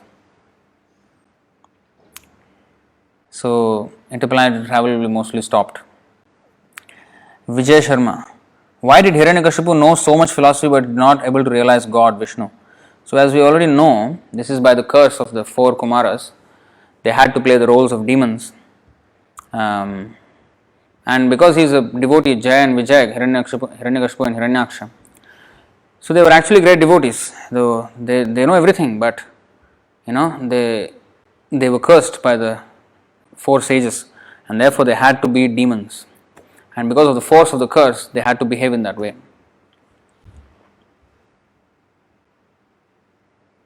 Did Hiraṇyakāśipu know he was a Vaikuṇṭha gatekeeper? Well, I do not know whether he knew when he was Hiraṇyakāśipu. But they were always thinking of the Lord. That much we know. But the demigods knew this, especially Brahma and the 4 sages, they knew. But whether Hiraṇyakāśipu and Hiraṇyākṣa knew, maybe the Lord will make them forget and make them as demons. We never know how the Lord inspired them from within, but there is no mention in the scriptures as we know it that they actually knew that they were actually the Jaya and Vijay.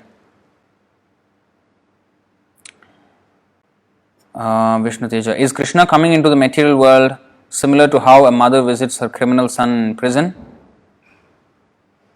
Yes, very much so. But not just like a mother, but like a president. He can actually deliver. A king, he can come and if he wants, he can take anybody back. So he comes to take us back.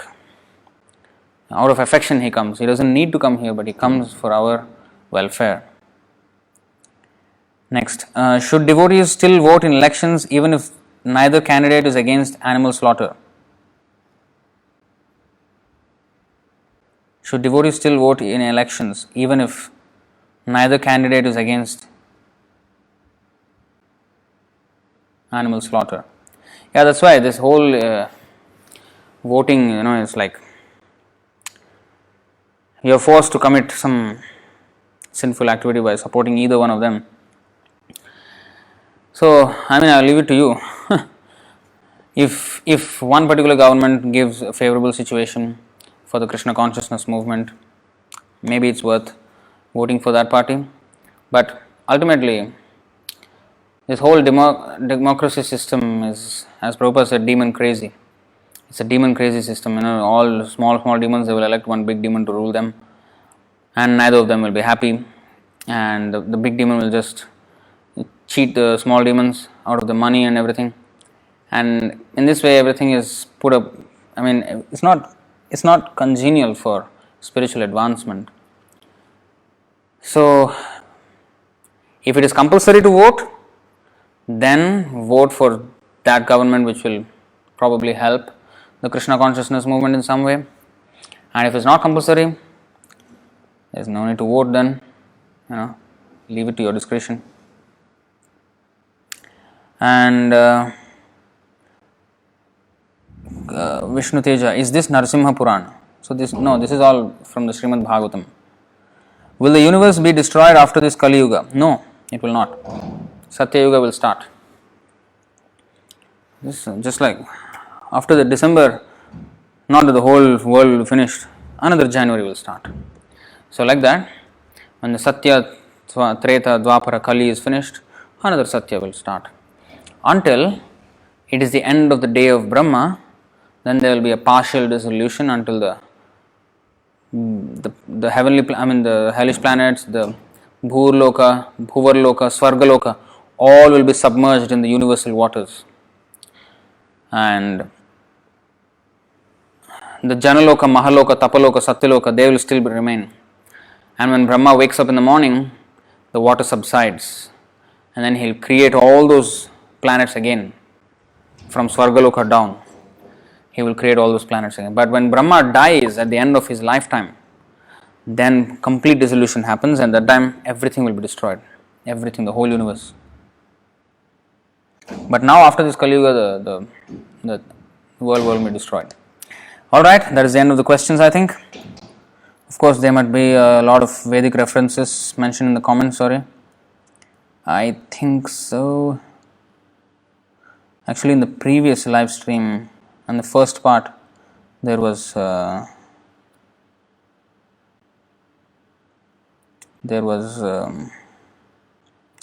Prabhu. I think he went away. So I think that's it. So we will stop here. Grantaraj Srimad Bhagavatam ki jai, Varāhadeva ki jai, Sri Nṛsiṁha Bhagwan ki jai.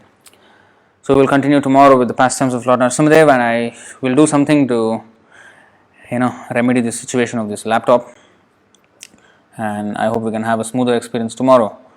Alright then, thank you very much. Hare Krishna, Jai Srila Prabhupada ki jai, Ananta Koti Vaishnava Vrinda ki jai.